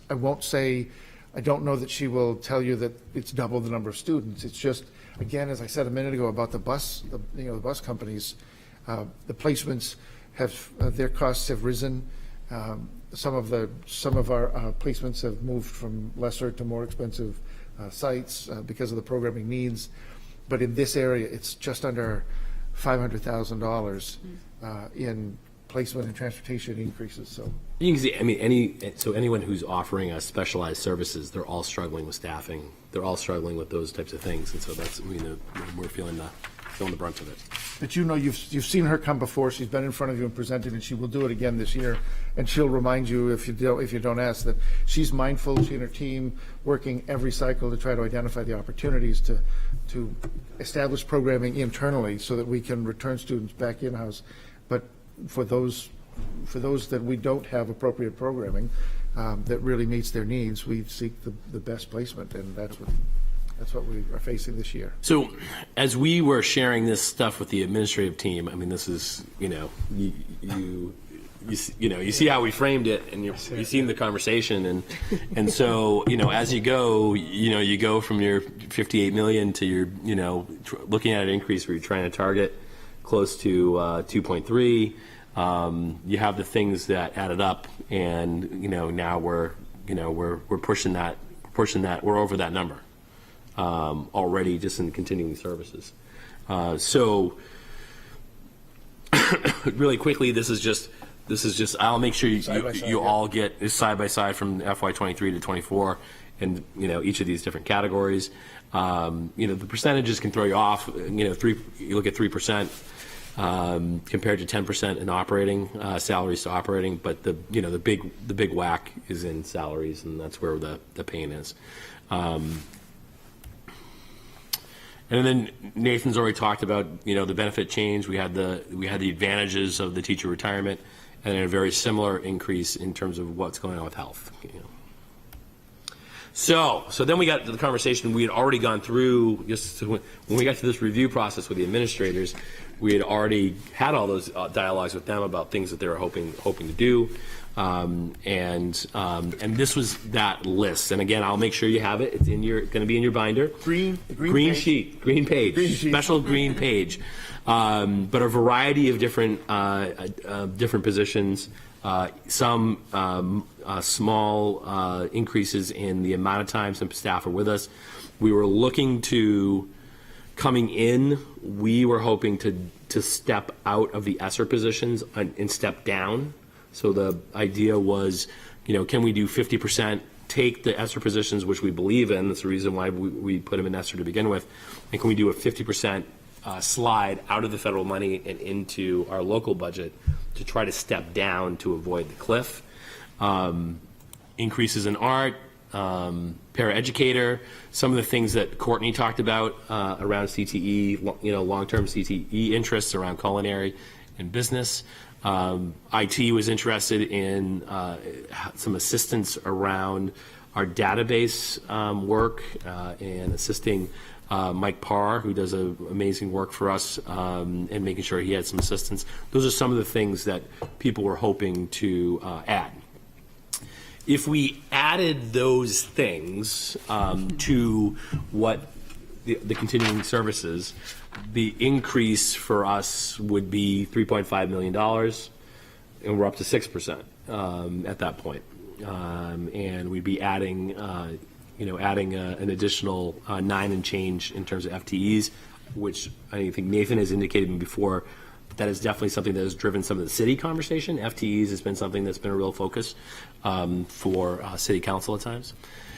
So, and then if we took those ESSER positions I talked about before at the 50% mark and said, no, we really believe in these, and we don't want to be in a situation where potentially we don't know what's going to happen to those positions next cycle. Let's just push them into the local budget fully. This time around, that would move us up to 3.8 and 6.6 in terms of the total increase. So, yes. Nurse increases and the equity increase, could you just, you talked about some of those things specifically in that one. Yeah, the bottom one. The Add nurse, additional I'm trying to think 40% about where nurse. I was at the high school. It was, she was, so there's two. That's at Yeah. the top. So it was two. There was a suggestion that we increase the second high school nurse from 60% to 100%. But there was also, and maybe I've labeled this incorrectly or inappropriate, not inappropriately, but misleading. We talked about adding another 40% nurse to work across the district.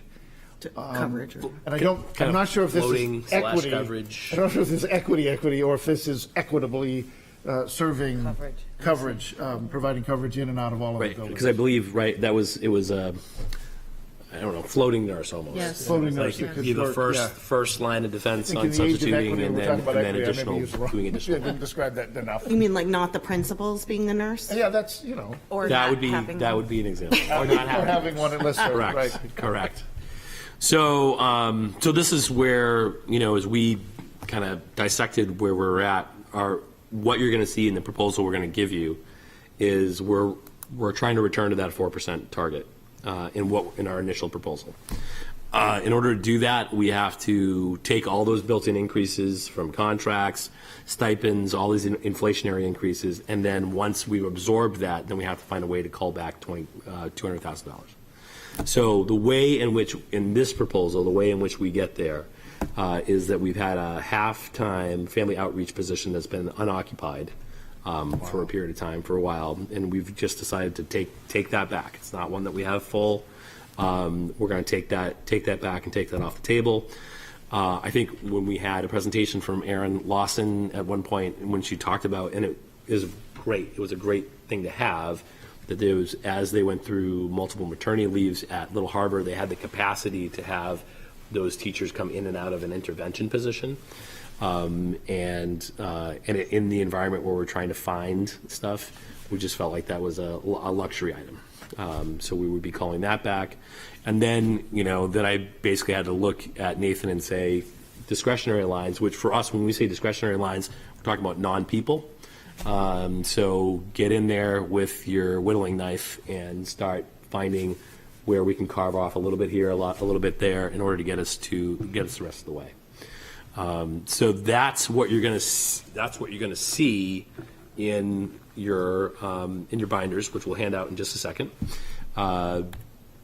And let me do that right now. And Nathan and I will do that, and then Nathan can kind of give you the quick orientation of the binder. And I got one more thing for you. And Zach, these pages are the pages that you just presented, are they in the binder? They're not in the binder, but I will share it out, and then I'll make sure you have paper copies. as well. Oh, okay. So I'll share it out via Google, and then I can. Got it. Thank you very much. I was really sad I didn't get mine first, but But, go ahead. You're gonna get you were chomping. You gave him the first one before side. mine? What? He asked for it when he went into. Thank you. Thank you. So you want me to, let me, Can you do a little? steal one. Let me do a little dog and show and pony. tell? Yeah, want to do a little show and tell? So, couple of new things. Can I just say this? I'll wait till I get the microphone. Let me just say this, and I won't eat up a ton of time, but I have a new superintendent, assistant superintendent, and I was eager to make a couple of changes, and yet with all the newness and all of the challenges and everything we've been facing, the agreement was, how have you characterized this? Drive the train that you inherited, or let's do this like we've done it so that you can experience it as I have, and then we can talk collectively about ways that we can improve this process and communication of it, et cetera. So this year I've made some minor changes, but nothing significant. First thing is that in the very beginning of your book, the first few pages, you will see I do these budget summaries. I did it with you the last couple of years. I try really hard. I number the lines so that so that when we're asking questions, we can all follow along where we're at.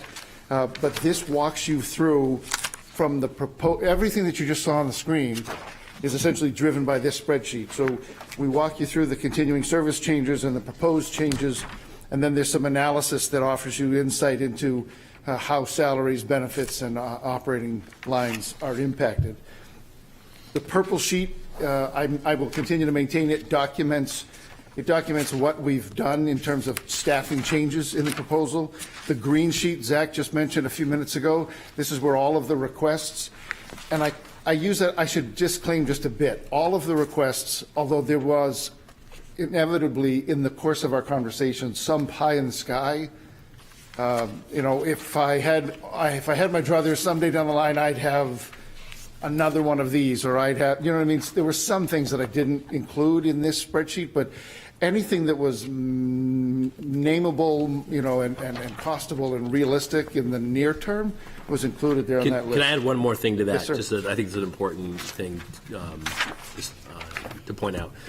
What we're giving you is, so in our process, our expectation is that department heads, principals are having conversations with people to develop their budgets, and then they're coming to us having already made a set of choices before they come to us. So there may be items where somebody, a staff member somewhere in the district, had a conversation with their principal about something that they were interested in doing that did not filter up to us. And so we did not ask people to come to us with what is anything that anyone asked you for at any point. So we assumed, if that was a misinterpretation of what the board request was, I apologize, but I felt like it was like, I'm trusting my managers to make their decision and then bring it up to us, but we're going to share at our level. These are the things that your people, your managers, your cost centers, this is what they were telling us they thought was appropriate. And we still might not be able to do. Sorry, thanks, Nathan. The last page that you hit before you get to that first tab is the side-by-side summary. And I shouldn't call that the summary, because the very first page is, I guess, really my summary.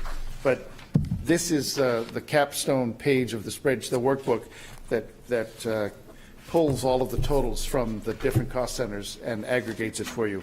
And what you'll see is on the back side of that, you will see that the culmination of what Zach and I just did in the slides is that ultimately we landed at 3.99%. We're hitting that target of getting just under 4%. And ultimately it's a reduction of 34/100ths of an FTE. Okay? Skinny person. What's new, Oh, here it is, right here. you see the red? Yep. Yeah, I see Yep. it.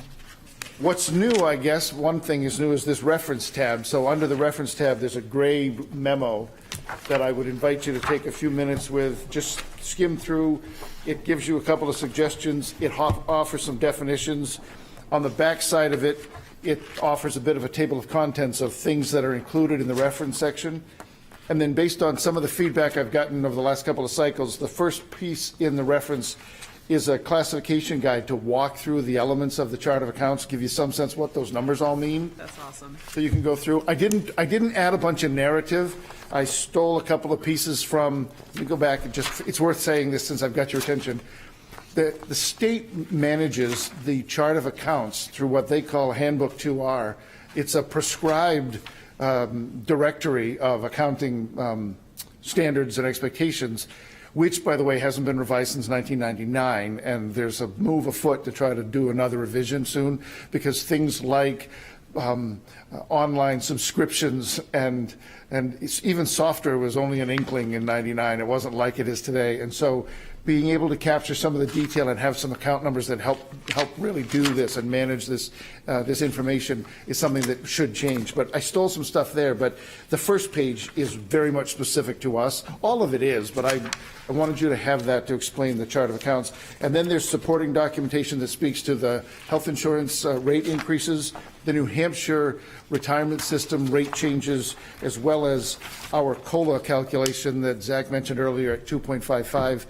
And then the tabs are, like you've seen in the past, cost center by cost center, side by side, the current year versus next year.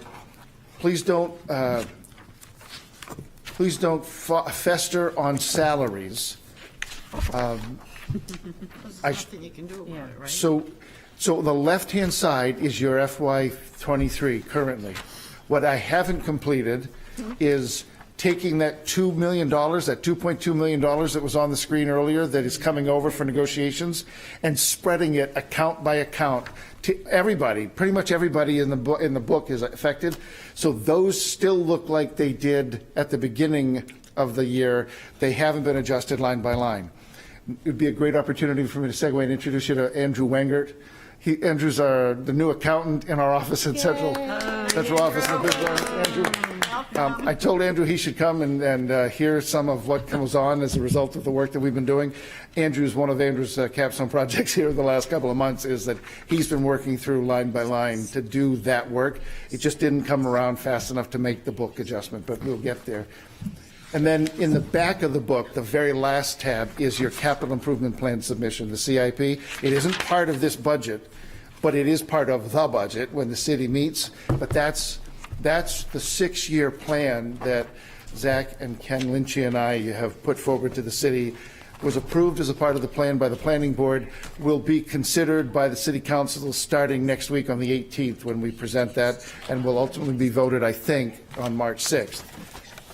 Lisa. I have one question, if possible, at a future budget hearing, if we could get some sort of breakdown of what we've spent so far from ESSER and in the various buckets and what's earmarked, and maybe a refresher course, because at the end of the budget cycle last year, based on feedback from the council and how that all went, we did take some positions out of our budget, shift them to ESSER, and now we're looking at the potential of putting them back into the budget, and it would just help me to have those numbers at some point. And deadlines. Yeah. With that. I've taken a crack at that already. The agenda tonight was full enough so that I didn't think we'd take the time, but in one of the next couple, by this Friday, we have to submit back to the state an updated use of funds plan, which is what has been at the heart of the, not only reporting to you repeatedly, but it's also been making sure that we keep somewhat consistent or updated a document that can feed that spreadsheet for the state. That'll have to be submitted by the end of this week. And then what I will tell you just quickly, because again, I just did it. One, we continue to look at $1.5 million for the window project that helps us do the shift of the shells to help tackle the work at Lister out of capital improvement plan money, the work at Community Campus for Lister Academy.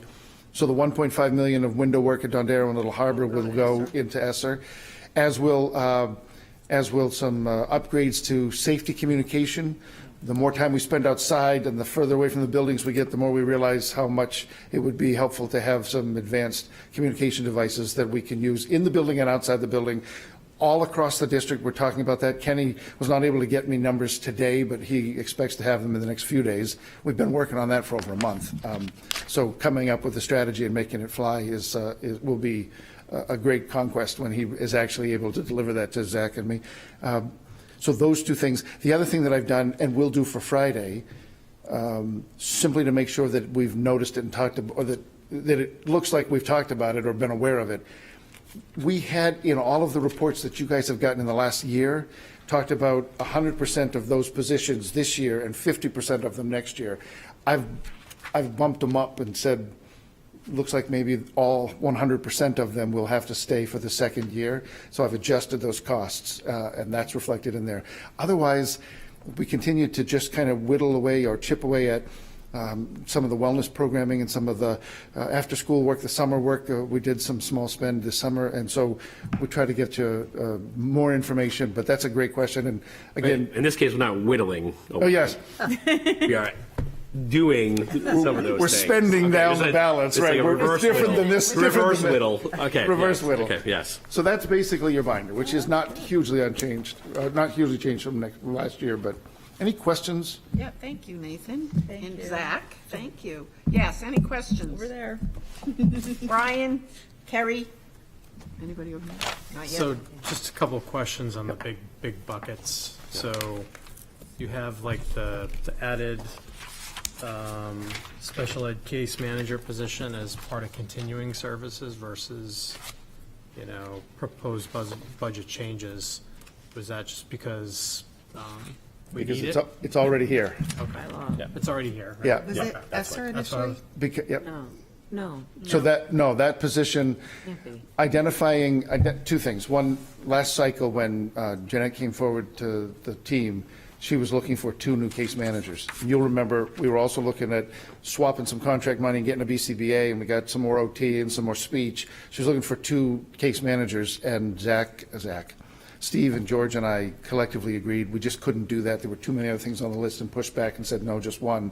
But as we launched through the transition and hit summertime and the realities of delivering in the fall, ultimately they went ahead and got another one.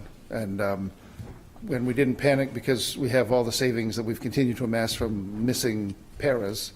And to be fair, a little bit of it was I wasn't really in the loop, so I couldn't have told you that we had the extra. But as we prepared and ramped up for the budget, I realized I got a body here that why don't I have an extra body? I shouldn't have this extra body. Okay. And I actually called Steve Zadravec and then spoke to Jeanette and others and was able to close the loop that we ultimately did that because we thought it was a good risk and it was much needed. So that position is in continuing services because it is continuing. Got it. Kerry? Other question? Did you have another question, Brian? I thought you said 2 questions. Oh, I didn't have 2 questions. Oh, No. where did I hear that? I think it's answered in the SIP notes that you put here. Yep. About Lister move to community campus, but I just want to overall ask, is there adjustments for operating costs in that move within the regular budget? I.e. new supplies, new things, or do you expect that all of that is going to be covered under the SIP? So right now, we have the shell game that we just described, the 1.5 million that we expect to ask the council to reauthorize for a different purpose. Instead of windows, it's going to be for community campus fit out. And the CIP holds another $2 million even to add to that to do the work. So we have a previously authorized and approved 1.5 million for a different purpose. And the expectation through CIP is up to another 2 million. I've already said out loud to the city council and to the manager in the process, we picked 2 million because we took roughly 12,000 square feet at community campus at a figure offered up to us by others, $300 a square foot is 3.6 million, somewhere in that range. So 1.5 and 2 is 3.5. But we're hopeful because we're already finding that some of the mechanical systems are in place, and there may be some upgrades, but not a complete replacement. It's not like the work we'd have had to do at Sherburne School if we were going to gut the place and bring in new service, new electric service and water service, et cetera. So we're hopeful that that number can soften and yet still leave dollars for outfitting the teaching kitchen, providing furnishings in the building, et cetera. So I'm right now hopeful that that will cover that, because the operating budget that Lister maintains, which is funded by tuitions and a transfer that this general fund offers to it as a self-sustaining entity, that budget will provide for its portion of operating costs, electric and gas, et cetera, to heat, but it doesn't have enough to outfit 6 classrooms or anything like that. So hopefully it comes out of the CIP funds. At least some chunk of it. I was saying, we're getting ever closer to a harder number. We got a great architect and engineering partner, and they've done their mechanical review now, and we're meeting next week to go over that, look at the latest version of the plans. Staff have been involved, and we've appreciated their feedback, and we all have some homework right now to provide them with some additional insight to things that we want so that we can figure out what's up next is I need to talk to the city about the process by which we find a construction partner, construction manager, general contractor type, who can get on board to help us with the estimating and then the process moving forward. So, anything else about your budget process? That was a great question. We're just going to say there's some things that are preloaded, so we want to be responsive to the board about things the board is interested in delving in deeper about, but we wanted to make sure our folks were lined up and ready to go for some stuff that we felt was going to be automatic in terms of some conversation. So right now, on this a week from today, we have Kenny Lynchy ready to come in and talk about plant needs and how that budget was constructed, what is moving ahead and what is on the cutting room floor right now. Tom Lotz from IT we're planning to have in on the 31st, and then Jeanette Souther would be in on the 7th. But that is the baseline, and we want to be responsive to other people you want to hear from and talk to. But we've at least got those people lined up to be part of the program on each of those nights. And draw your attention back to that. The nights of the public hearings are also the nights of your regular board meeting. Right. So you have a full agenda each of those nights. The workshops are just budget. Yep. Okay. Carrie? And within technology, can we just include sort of like a little board learning on the cycling and how that gets? I think we can definitely ask Tom to focus on what does our replacement cycle look like, how we think about that, how it's all laid out. I think we can do that for sure.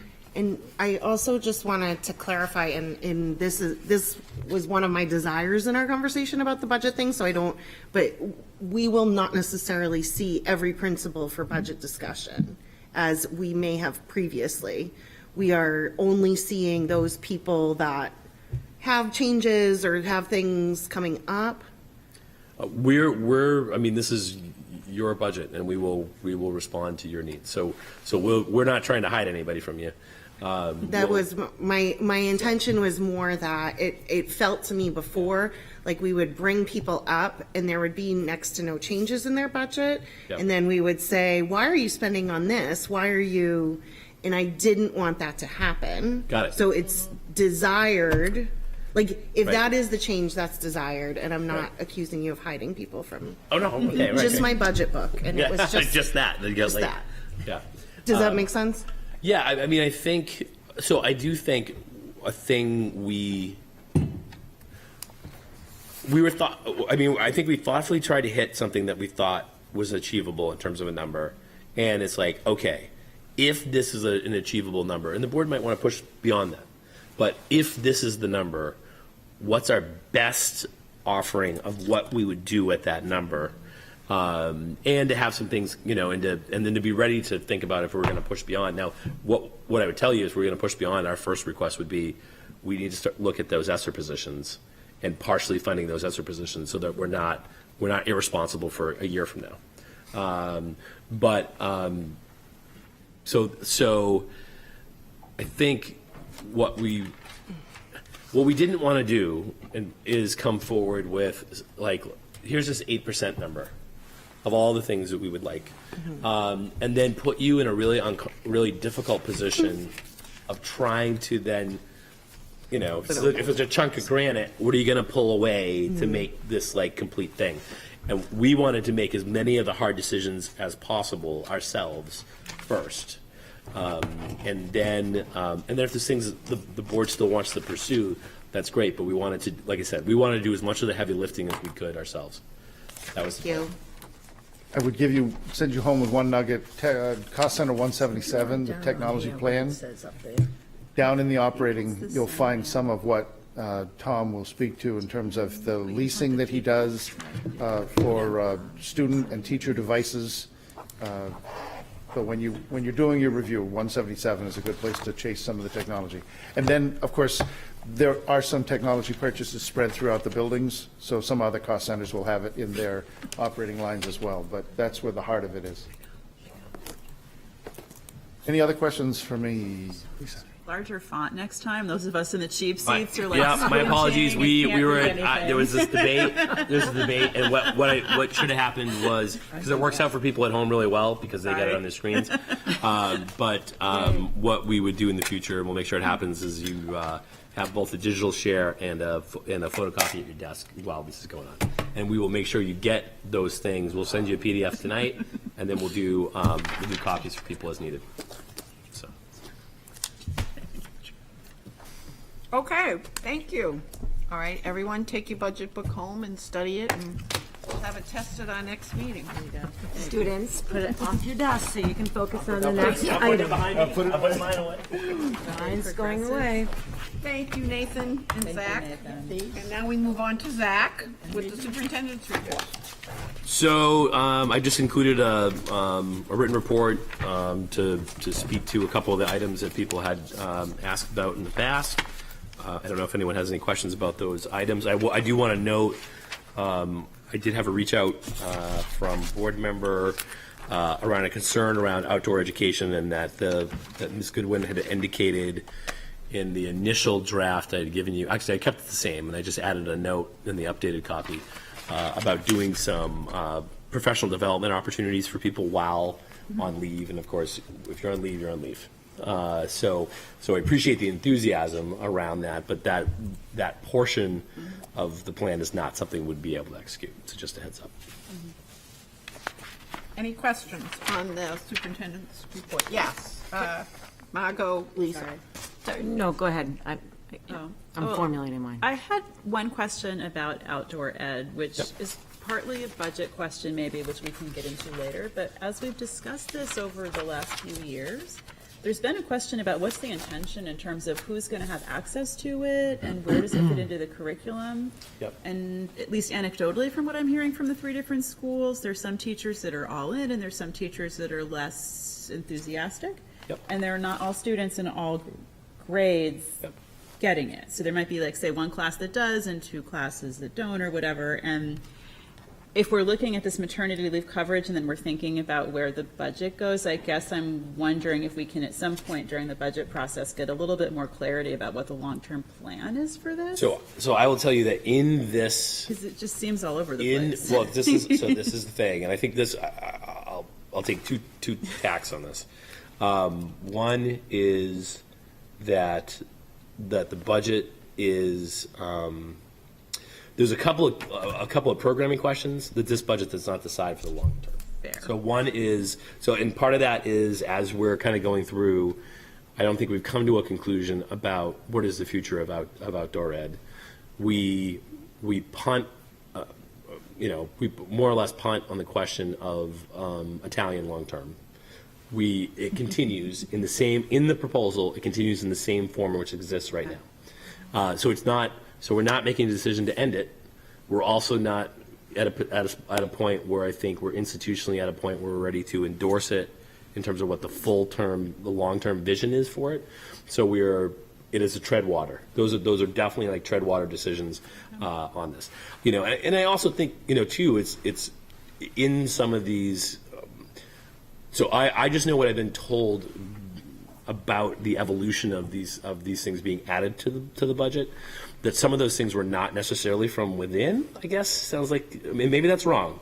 But what I think what happens is when we don't develop things that have a clear vision for exactly what they are, and we kind of try stuff, then you get stuck in these situations where it's like, what is it exactly? What are we trying to do? And what's the law? And if we're trying to prioritize that against other things, how do we make those choices? But we're not really exactly, we kind of like this, but we're not exactly sure how it all fits together and how we want to support it and what we want to give up in order to do something, in order to do this.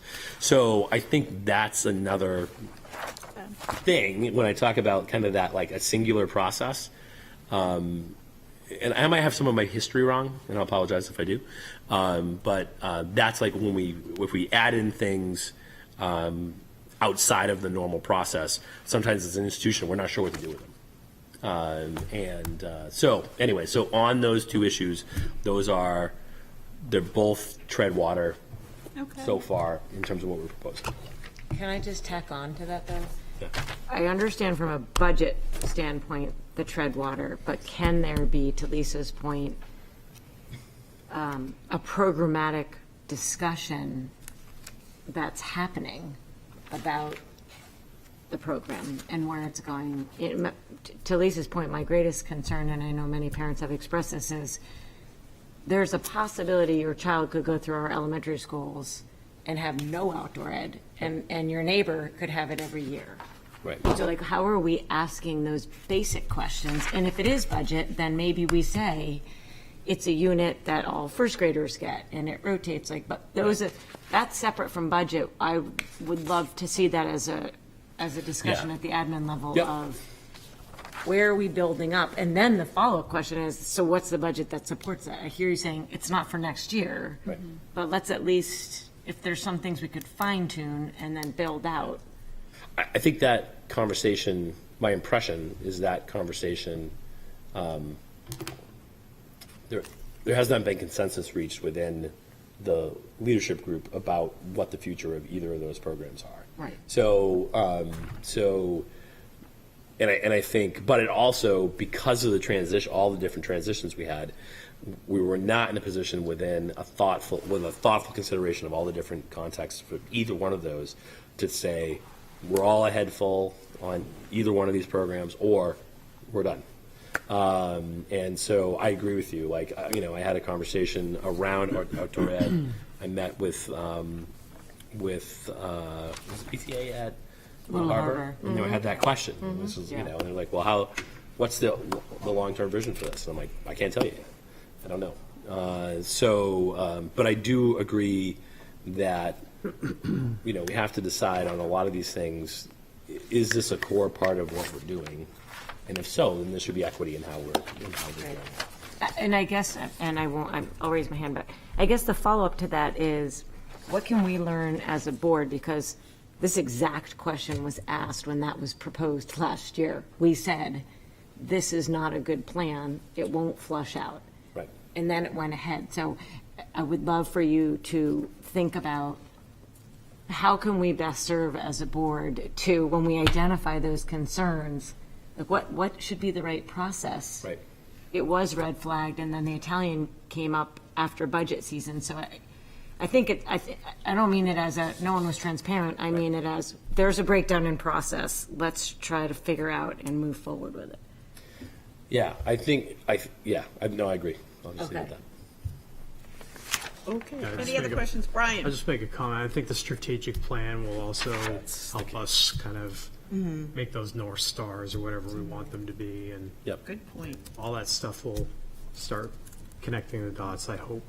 Agreed. I mean, if we, depending on where we land with the vendor, if we have a portrait of a graduate, we're saying this is what we want to have, well, that will inform what are we doing with outdoor education, what are we doing with Italian, what are we doing, what is CTE? A lot of these questions start to get answered by us determining what is the end product that we're trying to produce in terms of our students. I totally agree. Okay. Any other questions? Okay, let's No, move I on. have one more, sorry. Can I request that the communication plan be presented at the next meeting? Is that a fair timeline? Yeah, that's what I'm anticipating. The next Okay. regular board meeting Yeah, on the 24th. on the agenda. That's totally what I anticipate. Follow up on that? Lisa's. Could it be in the packet, please? So Yeah, that no, it's totally a packet, not a transparent hand to everybody carry. in the community? Nope, not a hand carry, so there's plenty of time. Okay, I thank totally you. agree. Okay, next on that is school board emails. I guess we had no emails this cycle, correct? No, we did not, and I think this is reflective of conversations we've had going back to early in the time that I arrived, and just we'll do the summaries. You as individual Yes. board members will continue to get things. You can see what people are saying, and then you have the summary. So you also puts you in a position where you are people can see whether or not you're being responsive to what you're receiving. So. Okay, thank you. And then the budget meeting schedule you've given us, so we're all set with that. Okay, we're on to old business. Shall we hand it over to Margot with the policies? Yes, we can do that. So on the old business, these are the two policies that we passed for a first reading on our December 12th meeting. There's only one word change that, thank you to Carrie, it was called healthcare provider was the change as opposed to, now I can't, now I'm having a brain freeze. It just sat on the tip of my head. But the suggestion that you made in line 25 about physician versus healthcare provider, that was the change to policy JLC. There's been no change to policy IMGAA. Those were both new. This is why they're second read. To follow up to IMGAA, if you do not read your newsletters, you would not have seen that at Portsmouth Middle School. Gracie, the therapy dog, will start joining the middle school on January 19th. So great that we could already have some action or traction on a policy. So we can approve these as a group. So I'm happy to take a motion to approve together. So moved. Second. All those in favor? Oh, yes, No, go ahead. no, you do it. All in favor? Discussion? any- Right. Oh, yeah, discussion. Sorry. Discussion. Yes, you're right. Any discussion? All in favor? Any opposed? Passes. Great. Okay. Do you want to talk about that? School board Sure. goals?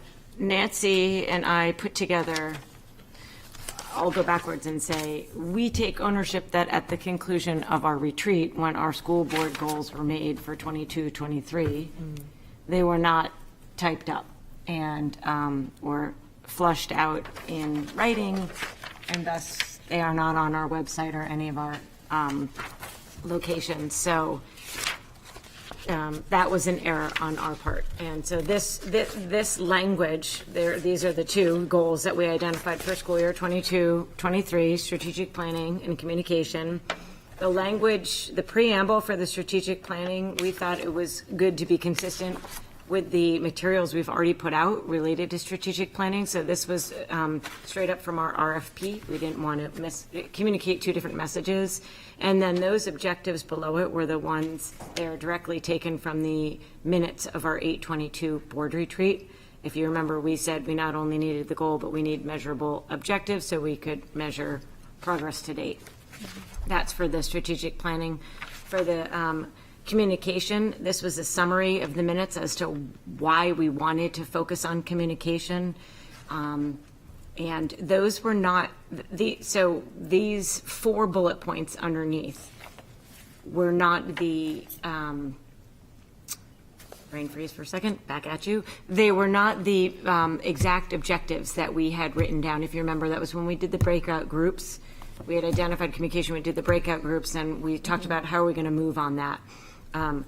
We ran out of time of coming back on all of those to narrow down the objectives. So this was a summary of basic concepts. So we do need to move, these are rough, this is draft form, but it would be great to open a discussion on them, gather some edits, and present them for next formal approval at the next meeting, so that they can get updated on the website, et cetera, et cetera. Hey, Margot, I just have a question about that process. Yep. So Zach is presenting the communications plan at the next meeting, and then after he presents the plan, then we're going to put out the goals for the plan? Right. Well, no, I not the just goals for backwards. the plan. Okay. I just Remember, wanna the make sure that I'm plan was understanding what one we're- of the objectives. Okay. We had said we were going to identify Okay. best practice, we were going to gather data, we've done that. Mm-hmm. We were going to develop a communication plan, then we were going to measure against benchmarks and assess. Those that were the makes 6 sense. that we Thank put, you. which we can address those. I can add those in and we can clarify, but that was a good And we question. did have some dates around the communication plan from the retreat. I could check my minutes, but I don't have them in front of me We did. right The now. problem was, because we did it as breakout groups, the dates were not consistent. But yes, we're well off of that. At that point, the communication plan we had put down as November. And gather data we had put as October, which we hit that benchmark when we gathered that. So Okay. we're off, and you'll see that we're off in our strategic planning as well. Okay. So we need to auto-correct there a little bit. But this was the first stab at what did we say back in August? What are our marching orders for this year? How are we going to measure where we're going with them? So our goal for next time is to look at this and provide feedback in advance of the meeting so that we can try to finish it. Accept it next Okay. meeting. But right now, let's flush out the major questions, concerns. I will take notes on it. Carrie. One for each sort of section, but for strategic planning, I know that, I guess my question would be, if these were the dates, this was sort of our goal, right? I don't necessarily feel like those need to be modified. I think that it would be part of the school board's evaluation to say, were those achieved to the best extent or not? So because this was done 6 months ago, and I'm glad to see it here, but I don't feel as a board member that I need to be updated with date changes if we collectively think things are reasonable. Does that Hear make that? sense? Yep, I hear that. And then the only other thing I wanted to just throw out for the communication thing is I think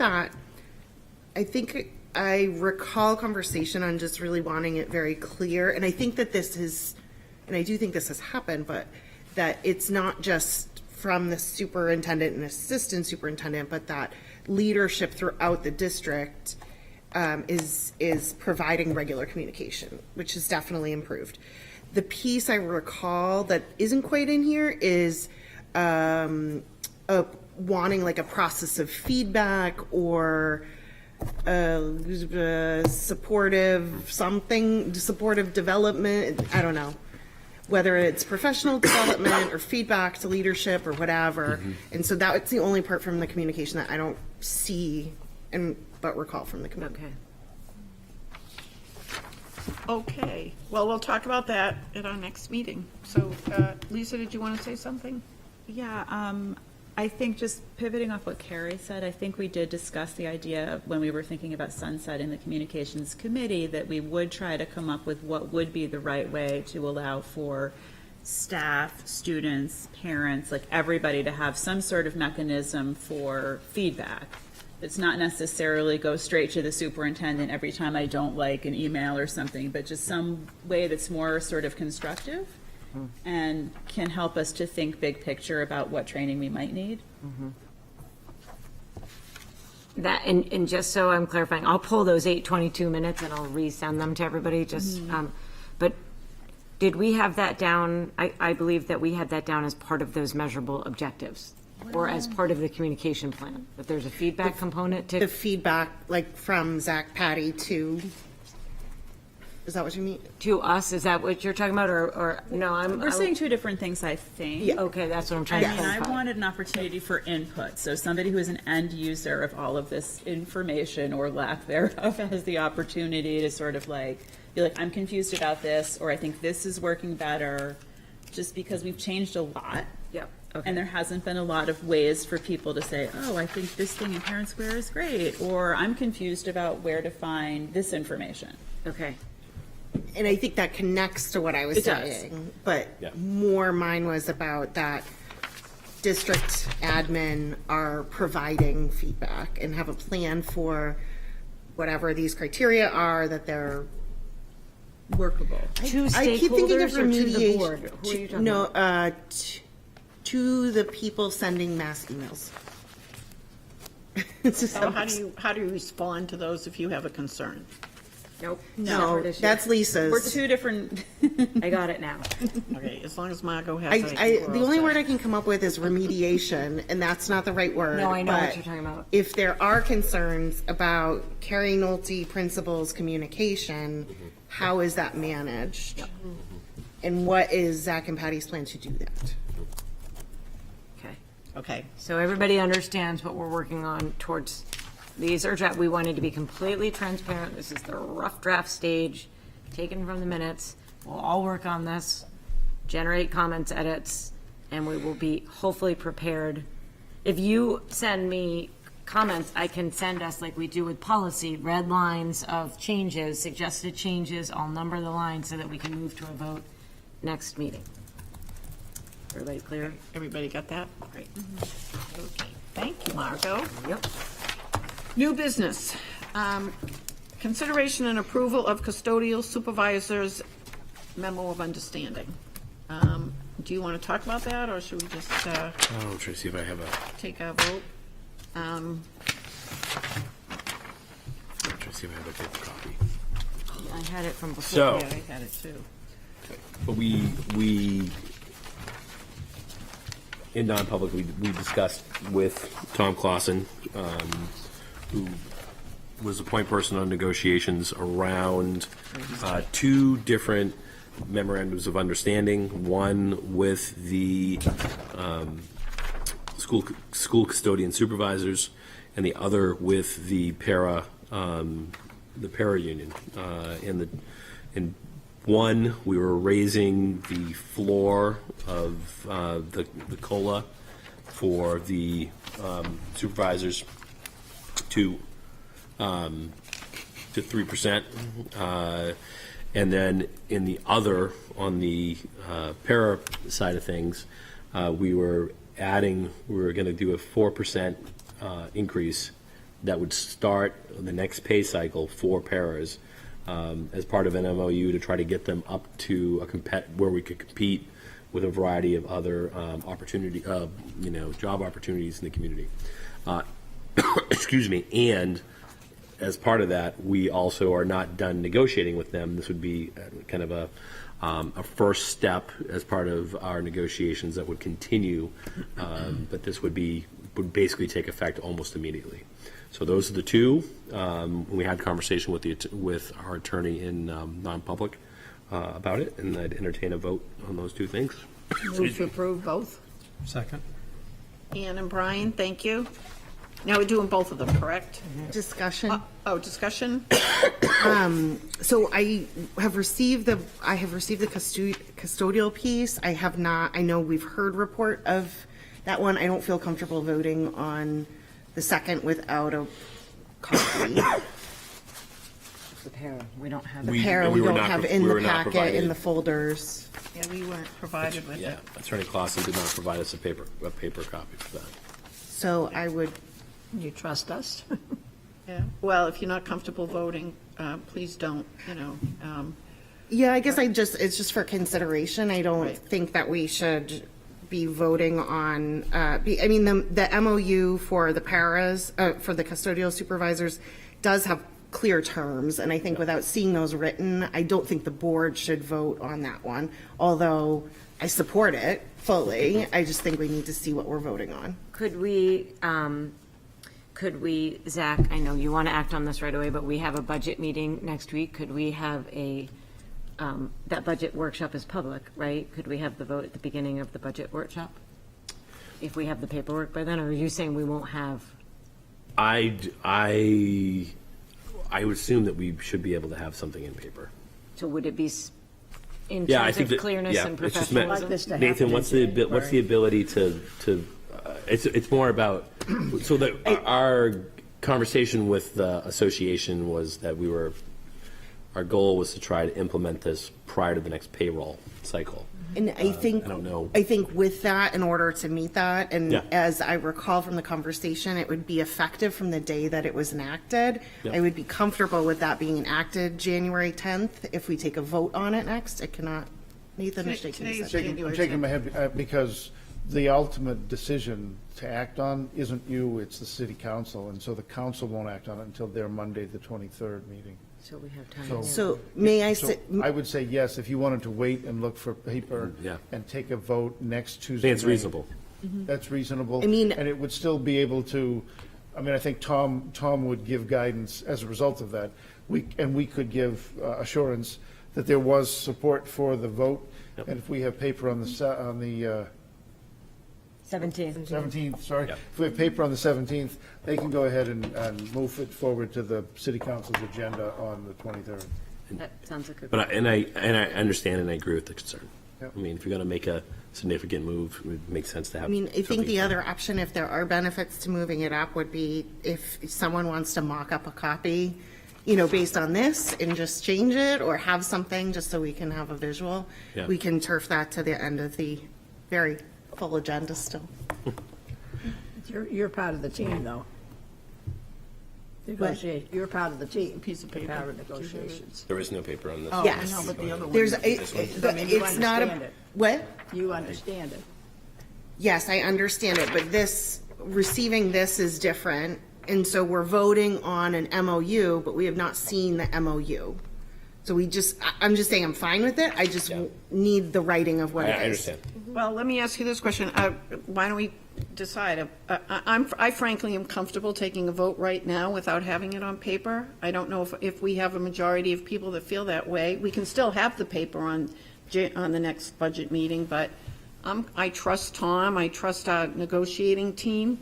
I certainly would vote yes right now, and I would like to see the piece of paper eventually. As soon as it Yeah. can be provided to us, I would like to see it, but I would vote yes right now. Could we I maybe don't know. separate the votes then?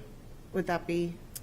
Yep, that sounds fair. What do you mean, take a vote now and then take a No, vote? Carrie's not- Vote on the supervisor, vote on the custodial one Separate from Oh, instead of. okay, yes. Oh, we definitely will have to do that Okay. now. Okay. All right, let's vote on the custodial one. All those in favor?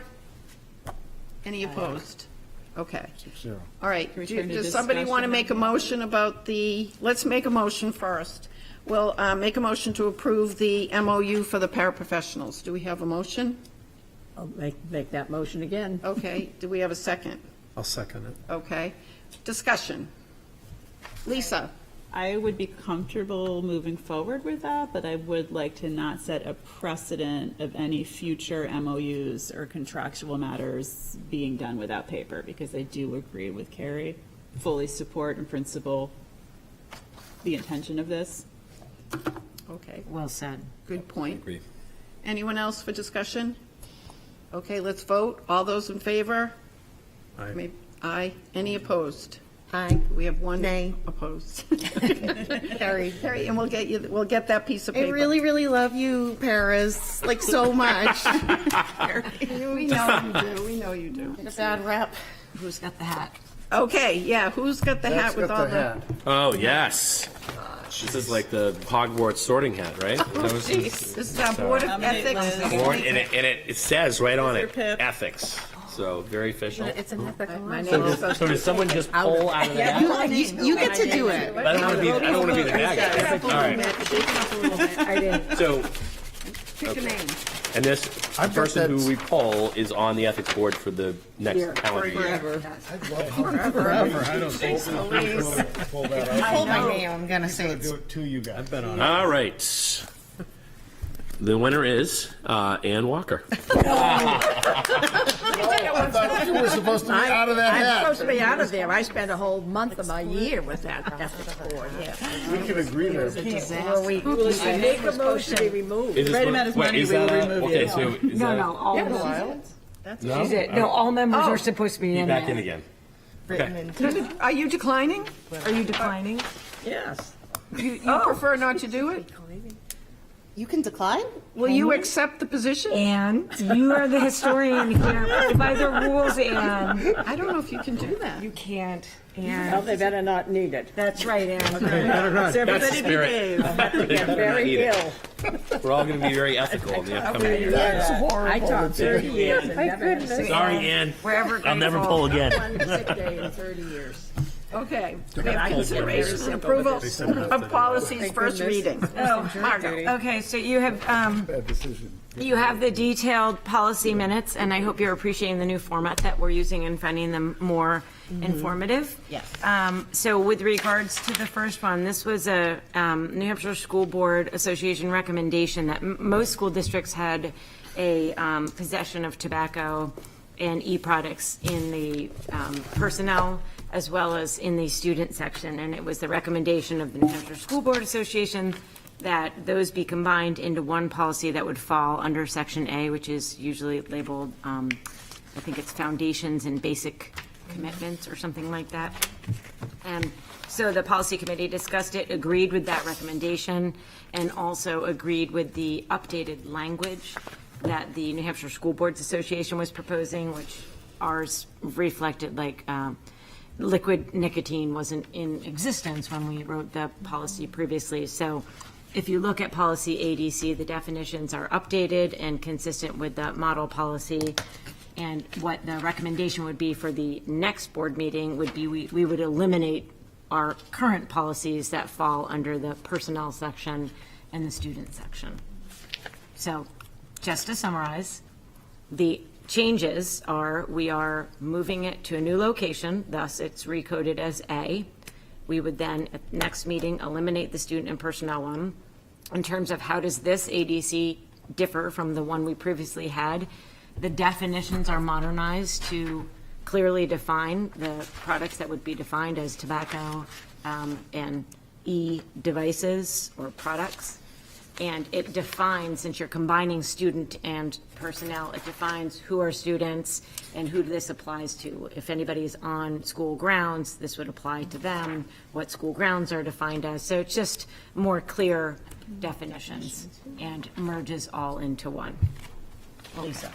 I had two questions about this. And one is just maybe a wordsmithing thing, and I'll try to email something to you later. But I do think from, I've been covering all the moves of this as a journalist at the FDA, like the devices are changing by the hour. Yeah. So if there's any way to include any language where possible that just says, or other products determine, and I don't know who would be in charge of deciding, but if you get so specific like this and then the kid comes in and says, oh, but this thing over here It's not in the doesn't have a battery, Yeah, fair. It's solar, I don't know. So I just want to think about that. And then I also. Solar powered. Yeah, it could be. I've seen them. Kids are inventive. And I also do just wonder when we're talking about referral to juvenile and criminal proceedings, if there's any way to think about, like, if there's a bar for that. And I know we don't want to be overly prescriptive in the policy, but I'm always concerned if we're talking about a kid who's got like an e-cigarette and then we're like, and I know that's not really what we're doing, but I'm always concerned about where's the line. And that was And we don't like to draw the line because if we do, then the kids will go all the way up to it without going over. And it's like a. and there, as you saw from the minutes, there was a fruitful conversation Yeah. of that. And it's, I don't think it's a clear answer yet. Okay.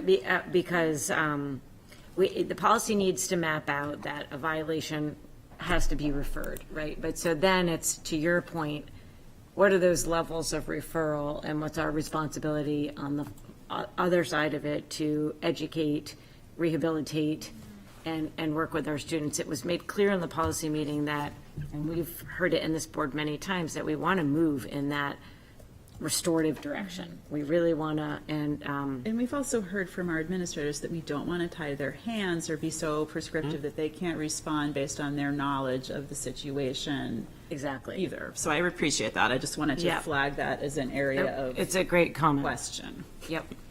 Any other questions about this policy? I wanted to comment, but I think it was more around your minutes and the alcohol policy. Yep. Although it's related, but I don't. Oh, the alcohol policy is just still under discussion. Yeah, Lots of discussion. And so, well, I'll just bring it. So I have agreement here. I think one of the issues is just understanding. So we've talked about we want students to feel comfortable disclosing their use in order to seek support and services, and yet we have punitive measures that involve the police or criminal justice system. And so, I just had, in reviewing that, kind of reached out to the Doorway in New Hampshire, which is the substance use treatment central spot located in Dover, to sort of ask kind of what they do for preventative efforts and whatnot. And learned of, I'm blanking on the name of it right now, but I will find it. Youth treatment based in Seabrook that does a lot of this preventative work, and especially with, and has MOUs with Exeter and Winnicott, and I just think it's something based on all of our discussions we should be considering. It requires students a 4-hour course with an agency that specializes in substance use treatment of adolescents. That course is both discussing what happened, but also substance use in general and preventing that. And so I just went a little down the rabbit hole because, as you know, substance use is near and dear to my heart. But I don't know if that's something that would be a presentation to the policy committee, because I think it may, and it doesn't have to be it's Seacoast Youth Services. It doesn't have to be that organization in particular, but just learning of programs like that. Yep. And in one of the cases, and I think this is kind of our ideal, you know, having to go through this program, this restorative program education. They also offer intensive outpatient programs and other treatment programs, and then they have students who self-select and enroll in those longer-term treatment programs. So we're never going to get that if the intervention is only with the Portsmouth School District employee, and although it's another place, so it's almost like a warm referral to a center that if they are truly struggling with abuse, they can connect. I think it's a good conversation. I think there's two things that came up in our dialogue. One, I'll say one's not a dialogue based. One is, in my prior experience, we had provisions like that in policy, and what we found is that those partners would come and go, and then you would have something in policy that says we are going to do X, but the partner no longer existed. And it wasn't even a specific. It wasn't even a partner by name. It was like this type of service a student will access in order to have some type of conditional whatever. And at the time the policy was written, there was this nonprofit that did this work that was available, but then 3 years down the road they were gone. So that was one of the challenges. And the other, I think, that Kathleen Dwyer brought up as part of our conversation too, is once we get into that, we get into conversations about if we're mandating certain things, then as a school district, are we paying for those programs, and are we ready to do that? And if we're going to do that, then are we then trying to create? Is it the right move then to create some additional in-house capacity, and do we have enough of a critical mass of students who would use the in-house capacity to make it worth the investment? So those are the dialogues that were flying around. I think it's part of that conversation. Yep. And I just in follow up to that, I mean, I think though there are ways around that, so I don't necessarily feel like that should be it could be or approved program or district approved program for X and broad as opposed to a specific partner. But I think it comes back to the messaging and the discipline policy that we've talked about a lot. And it's, there are policies to deter substance use, and I think our policies do a good job of that. I don't think our policies have gotten to the point where they support people who use drugs or substances and need that support. So my fear is not that, someone is on campus after having a beer. My fear is that they'll be in problematic use and not feel comfortable going to the school counselor because they know about our punitive policy. So a relationship with an organization or referral to these confidential services outside of the school district, I want students to be aware of. And if we work with them, that improves awareness across the board. Thank you. Are there any other questions regarding ADC? I will be quick. Okay. Brian, do you have your hand up? Sorry. No, I'm sorry. I got confused. But I listened to that conversation and wasn't part of the committee, so I didn't say anything. But it did strike me, along with what Carrie's saying, that I would like to see some distinction between a kid who comes to us for help Right. and a kid who is doing something that we would objectively say is inappropriate behavior in our buildings. Correct. Right? Like, I don't want a beer in my math class to be okay, but if I come to somebody I trust in the building to say I have a problem with alcohol, I don't want their first stop to be, Did you drink on campus? well, Or, sorry. yeah, no, but yeah, I mean, I'm agreeing with you, but I think that was when I was listening to the conversation. I didn't see a distinction in the policy between those two things, and I know that's a hard line to walk. But that was That's a question. I don't know concern. that, well, all I can say is, and I don't want to get distracted because that's not on the agenda, but I will say this. The policy, as it stands right now, which is under revision, there is no part of the policy, actually, there is no policy for Portsmouth that I'm aware of that are around creating a safe space for students that seek help with any problem. We don't, I think, I don't, that's not in our policy manual. That might be under our guidance procedures and processes, but it's, you flushed out a question of, there's this area here that's unclear. Is this covered on this policy, or where do we respond? And I think that we can bring that back to policy and ask Kathleen and figure out where it belongs. But, and I don't know that policy precludes students from coming forward saying I have a problem. Right. I think the policy speaks to actions on campus. Right. Where substances are being used or being distributed. Right. It's very black and white. And so I think that's what it speaks to. Indirectly, you could have students who are, of course, dealing with addiction as part of that. Sorry. And having punitive stuff for those activities on campus could create a barrier. So I don't know.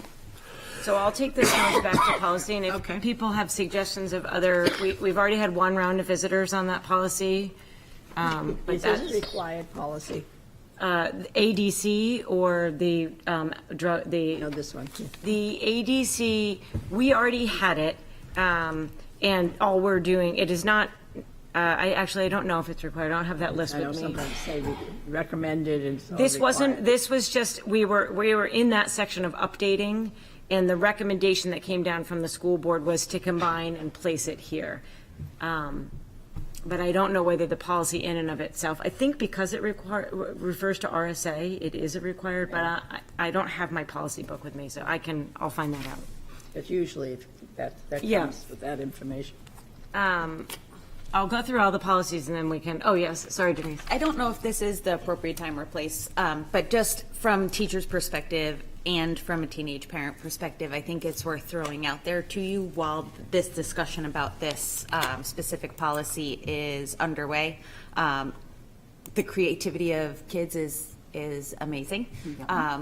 Just to throw in, and I don't even know how to begin this, but powderized caffeine and concentrated caffeine are now coming into use by kids.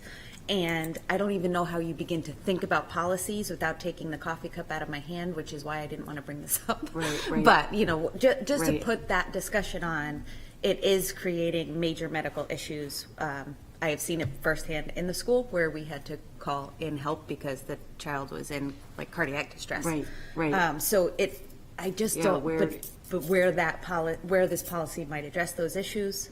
And that's funny you say that because the challenge, and Zach highlighted it is, and Lisa asked the same question is, sadly, what's out there continues to add more, right? So our policies are always playing catch up. So what's the right umbrella language that covers us? We'll never know what 2 years from now is going to be the hot item, right? That's what happened. That's why vaping became so, no one saw that coming. And the school lawyer has asked that question is like, what's the appropriate language that covers us for the next thing? So that's helpful. And I liked Lisa's suggestion. I wrote that down. Is like, where is there a place to say, or other product, or something to that nature? So I'll bring that back to And policy. the understanding Kathleen. that the policy is there as this line, and it doesn't mean that your administration, your nurses, your supportive staff aren't going above and beyond that, because we have referred to Seacoast Youth Services and those kind of things, but it would be nice for you guys and, that partnership of just And all then being to on the build same- out the back education in our health classes, preventative. because it would be to our driven students. by the, Exactly. Okay, So JJ. you'll take this back to the policy Well, committee. this is, that was a segue. In fact, unfortunately, we got off track, and those were comments related to the policy minutes. So ADC is what I just presented. So this is just a first reading of ADC. I explained that one. JJJ is a new policy for us. Jeanette Souther actually brought it to our attention. It just defines that when you have homeschool students or students that want access to a certain class or a sports program or a band program, this policy defines who has access to the opportunities that we have. And it shows you on lines 42 to 44 what the updated language was that included participation by resident non-enrolled students, which are usually your homeschool students, or sometimes they're at a different school that doesn't provide the program. In district courses and programs is not intended to provide FAPE, nor is it an entitlement to special education related services. So just to clarify that if you are not within our school systems, that this policy, which states access to public school programs, does not include our special ed programs if you are not an enrolled student. So that's what's being added to JJJ. We're adapting JJJ and adding that language to clarify who has access to that. Are there any questions on JJJ? Yes, Carrie? That makes sense. I was just curious and thinking about not like RI and tuition students. Do the town's tuition in for those services? Or for those, if I want to play football and I'm homeschooled and I live in Rye. That would be a decision of the Rise School Board, I would Wait, guess. we only have, at our high school, so a RISE student could attend our high school, but you're saying the RISE student is registered as a homeschool student. Yes. Who wants to play football? Yeah, they would be able to play football under this policy. That's what that's talking about. Okay. Yes, good clarification. And if there were any costs involved, the school district would pay for that, correct? I mean, Rye would pay for it. If there were any. I don't know that for sure. I mean, some of the sports have different fees and stuff. I don't know that it's so straight and narrow, but it wouldn't be any different than any other student involved in that program who's a full-time student. I think it's just very specific to resident in the district in this policy. And so that was really where my question came from. Because we are a combined high school. Because we have multiple districts, or Yeah. what the residency covers. But it says resident district students. So if you are in Rye, if you're a resident of Rye, that is part of the Portsmouth School District. So you are covered under that. But only if for you're being high school. homeschooled, For high school. for high school, yeah.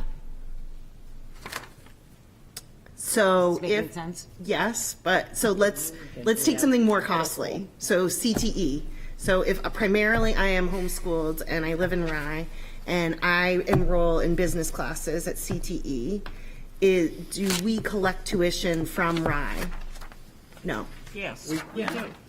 Yeah, we do. Yes, we collect tuition for high school, not for CTE. That's just a program of the high Within school. our high school. Right. But if they are enrolled in high school, all of it, we collect tuition. If they enroll in part of high school, we do not collect anything? Yes, we do. Sorry, Nathan. Well, and there's, it's a very murky space where a student says, I'm homeschooled, but I want to come back and take art class. And off the top, I guess I can't tell you that I've had enough experience in my short time here. I can't tell you what In we other districts, I would say yes. There was there's an FTE. A prorated tuition. Prorated more or less. tuition, Yeah. there's a calculation that can be made about the impact of the student or the footprint of the student in the student day, in the school day. But I will tell you that after-school stuff, like playing on a Yeah. football team, that, I don't know that we've ever captured that. That's, And it's just like a perfect timing because I did notice on the report from CTE, there's quite a few non-enrolled students taking those courses. And so it's not for this budget season, but it would be great to think about whether it's at a point where it's important for our district to be charging for those non-enrolled student courses. So I'm not sure that what we're talking about with that regard is a homeschool student living in the district or districts. But she made reference to, we have Kittery students who, under separate agreement, are paying tuition to come across because of one convenience or another, one need or another. And among the CTE centers of the region, there are instances where tuition is paid. She made reference to a small number of students being tuitioned to Dover CTE for programs we don't have, but that happens in other directions at times as well. So I don't know if the lion's share of what she was describing were homeschool students. Yeah, there was just a point, and if you can just look into it, Yeah. or if Margot, you can consider, Margot and Nancy, if you can consider having them look into it, but Kathleen might know. I would want to know that, based on that report, there seem to be a lot of non-enrolled students in CTE, and so I just would like to know if those districts that tuition into the high school are paying tuition, partial tuition for those students. Okay, we can get, that's a fair question. Don't know who we carry that to. I think that would be Kathleen. No, I can, Nathan. yeah, I mean, Well, we just identify some all of the those students. tuition, all the billing and comes then through my backfill office, so the- yeah, somewhere there I we'll can tell you if we are or not. backtrack. Yeah, Kathleen. Are there any questions on, after that fruitful conversation? Not questions, just a couple of things, and I don't know if it's because it's getting late and my eyes are going crossed. Line 42 looks like there's an extra in the line. There's an extra in the line? Yes, in. Participation in by resident, non-enrolled students in that first Strike in. the first in. Oh, yeah, okay, 42 And straight, then yeah. line 46, even though that wasn't edited, there's an extra T. So just, Thank You're gonna you. get the honorary PIP. I Pools Award have tonight. the, yes, the substitute PIP award. Thank you. I will send those back. And then lastly, for first reading is the special physical health needs to students. We had this really old policy, hadn't been updated, and we, as a policy committee, like what's shown in blue, I don't know why it's not in red, is the new language in the updated New Hampshire School Board, which we like that language better, where it talks about why kids need why kids need physical movement. So that was we haven't taken anything out of the policy. We just thought that that new modernized language was better written and expressed. So that would be that is JLCK. Can we approve first reading for all of these and then make the changes for the second reading approval? We You do can that? do first reading for ADC and JJJ. JLCK, Oh, is since a we single. had it, is just a single. All we've Okay. done is modernize the language, so I'll do it in whatever order you want. Did you have a question, Lisa? I Sorry. do, I'm sorry. But when we remove reference to compliance with IEP and 504 plans, which do cover these students, it makes me immediately wonder if they have the same access to those activities. Wait, in which, in In JLCK? Appreciate the modernized language. No, but- we're not removing what's in black. Oh, you're just adding. Just adding the other Adding. stuff. Yeah. No, you can't change. Never mind. Okay. Yeah, Gotcha. No strikes. No more No questions. strikes, just additions. I'm being quiet. Okay, Move to approve those three as presented. First two. First to the first reading. Well, I was going to put all three. Well, Okay, one's a so may I single have a reading. motion for first readings of policy ADC Single and reading. JJJ? That's We have what a you motion? did. right? Yes. Oh, you did make, that was Just motion. those two. Oh, that was the motion. Okay, do we have a second? Sure. Lisa? Okay, go ahead. Great, all those in favor? Aye. Aye. Great. Do I have a motion for a single reading, to approve the single reading of JLCK? Move to approve. Second. Great. All Ryan those- and Kerry?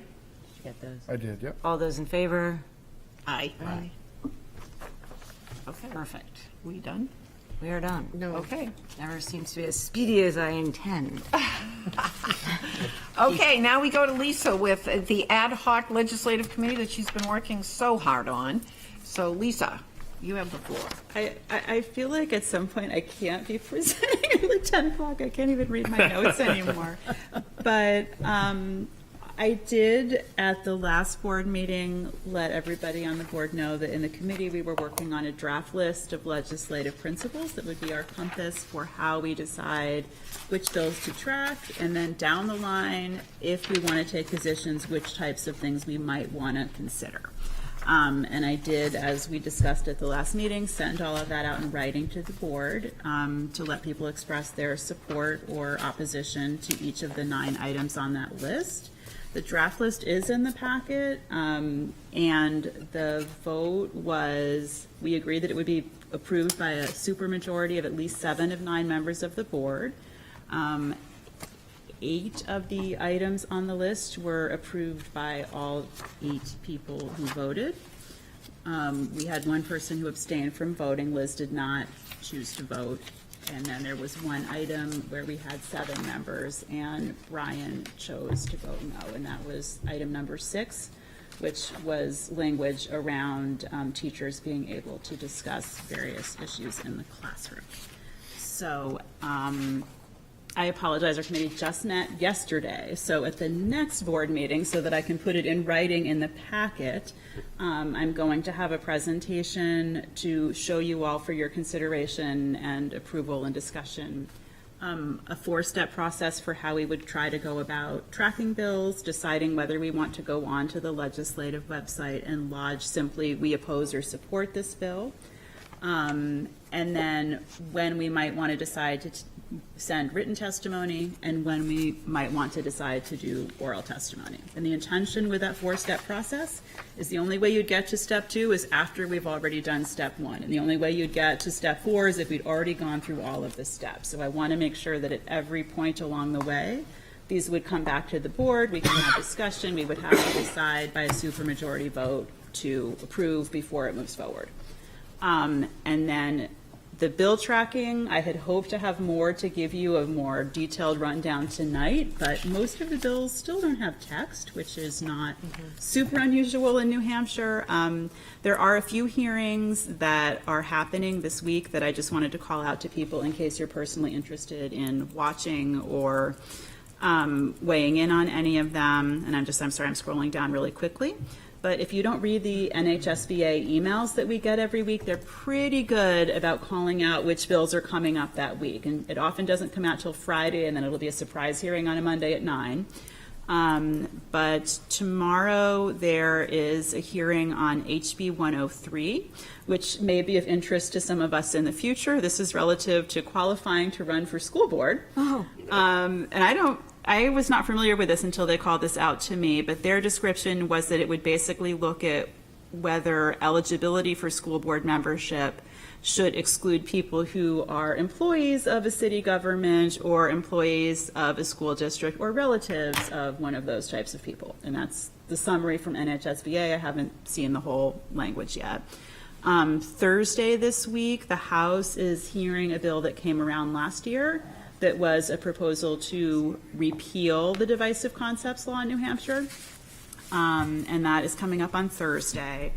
And that one is HB 61 and would potentially replace that entire Divisive Concepts Law with different language, which would empower teachers to basically talk about any current or historical situations involving people who may be a discriminated class by any definition. So it's pretty broad, all the way on the other side of the spectrum, and it didn't succeed last year, but it's back this year. And also on Thursday is HB 131, which is something related to reporting on school policies on classroom recordings and when we have in-classroom observers. And I apologize, I have not had time to read that bill. So my hope in future meetings is that because there will be text, we will go through them, we will discuss them in our committee, and then we'll be able to bring you all a rational group of bills that we can describe with some knowledge. But for tonight, just because there's been so much changing so quickly, I do not have more. So I would say that next meeting, I hope to have in the packet a proposed process for tracking bills and taking positions, and hopefully some summary of some of the bills that have tax that we know we may want to keep an eye on over the session. Very good. Thank you. I'd just like to clarify my because I voted a certain way. And in general, I believed all the principles were fine. I just felt number 6 was far too specific. That was it. Otherwise, in general, number 6, I would support it. But when we talked about principles, I wanted to be a little more general, and that did seem very pointed. And that was the only reason. So I wasn't against the idea of 6, as I clarified with you. And I think, Brian, when we get to the retreat in the summer and we're talking about how to consider if we do bring this committee again into future years, I'd love to come up with a better way so that if you think the language should be broader, this was all, we emailed it out and people sent suggestions and then we kicked it back, but maybe next year we can have a process for if we want to revise any of these principles because we like the idea but we don't like the wording, that should be baked in. Yep. Thank you, Brian. Thanks. Kerry? And I know that we had talked, and just one thing that helped me to understand it was that these are really legislative tracking principles, or that they're principles that are guiding the tracking, and everything would come back to the board. I just wanted to understand what your did you want us to have consensus on this or vote on these? They've already been voted on. Okay, gotcha. You voted too. You did. You didn't even Yeah, realize no, you were doing I did. You did. I thought it was more the. Okay, great. Well, no. What was no? What was your question? I thought you were going to take that input and then we were voting on. I thought that you wanted a vote tonight. Do we need a vote again? No. Okay. No. Nope. We have approved the method that you're using, which is the method that Kerry used when we did the New Hampshire School Board Association. I think that's why I'm confused, because it's Yeah. different. That it wasn't a vote. It was like positions, and then we discussed them, Right. and then you approved by vote my positions. So now I understand. Okay. And that's also something that we can talk about at the retreat if we decide to keep this going. I think the thought around this committee is that if we don't have an efficient way to get to our just starting compass of what we want to focus on, we would lose the legislative session. But I'm certainly open to suggestions for a more transparent way to do it or a more efficient way to do it. Certainly, if we're going to take a position on a bill, that's going to be in the packet, it's going to be public, it's going to be transparent. There'd be a recommendation from the committee. If it comes unanimously with Zach thinking it's a good idea, the teacher reps providing their input that it's a good idea, and hopefully my best guess that some number of people on the board think it's a good idea, and then there would be a vote in the meeting and discussion, and it can get kicked back to the committee. And I mean, the reality is just with the way the legislative session moves, if we're not sure or we want more time to think about it, there's always a possibility that we can lose our window to make a difference, but that can also be okay. I mean, I'd much rather have us agree and have consensus, and if it slows us down a little bit, I mean, practically speaking, and I'll have this in the packet next week, I think we're probably not going to weigh in on anything very much until things start to move to the other house of the legislature. So the bills that start in the House cross over to the Senate, the bills that start in the Senate cross over to the House. I think we're going to need that time to kind of get up and running. And then in future years, we might want to weigh in sooner because you can end things you think are nutty or really support things that you care about a lot really well if you can get into the first committee hearings. But we're just not ready for that tomorrow. Okay, I think we're all set on that. Do we have any other committee reports? We have the policy committee, which. we already went through that. We talked about that. Any other committee reports? I guess committees haven't started up yet in the new year. Right. Okay, I think we're all set. Does anyone else have anything else they would like to bring before the board? Do we have a motion to adjourn? Oh, So Carrie, moved. do you have something? No, I said everyone's looking at me. The closer. You look like you're blushing a little bit. Okay, do we have a motion to adjourn? So moved. Second? Second. All in favor? Aye. Aye. Thank you, everybody.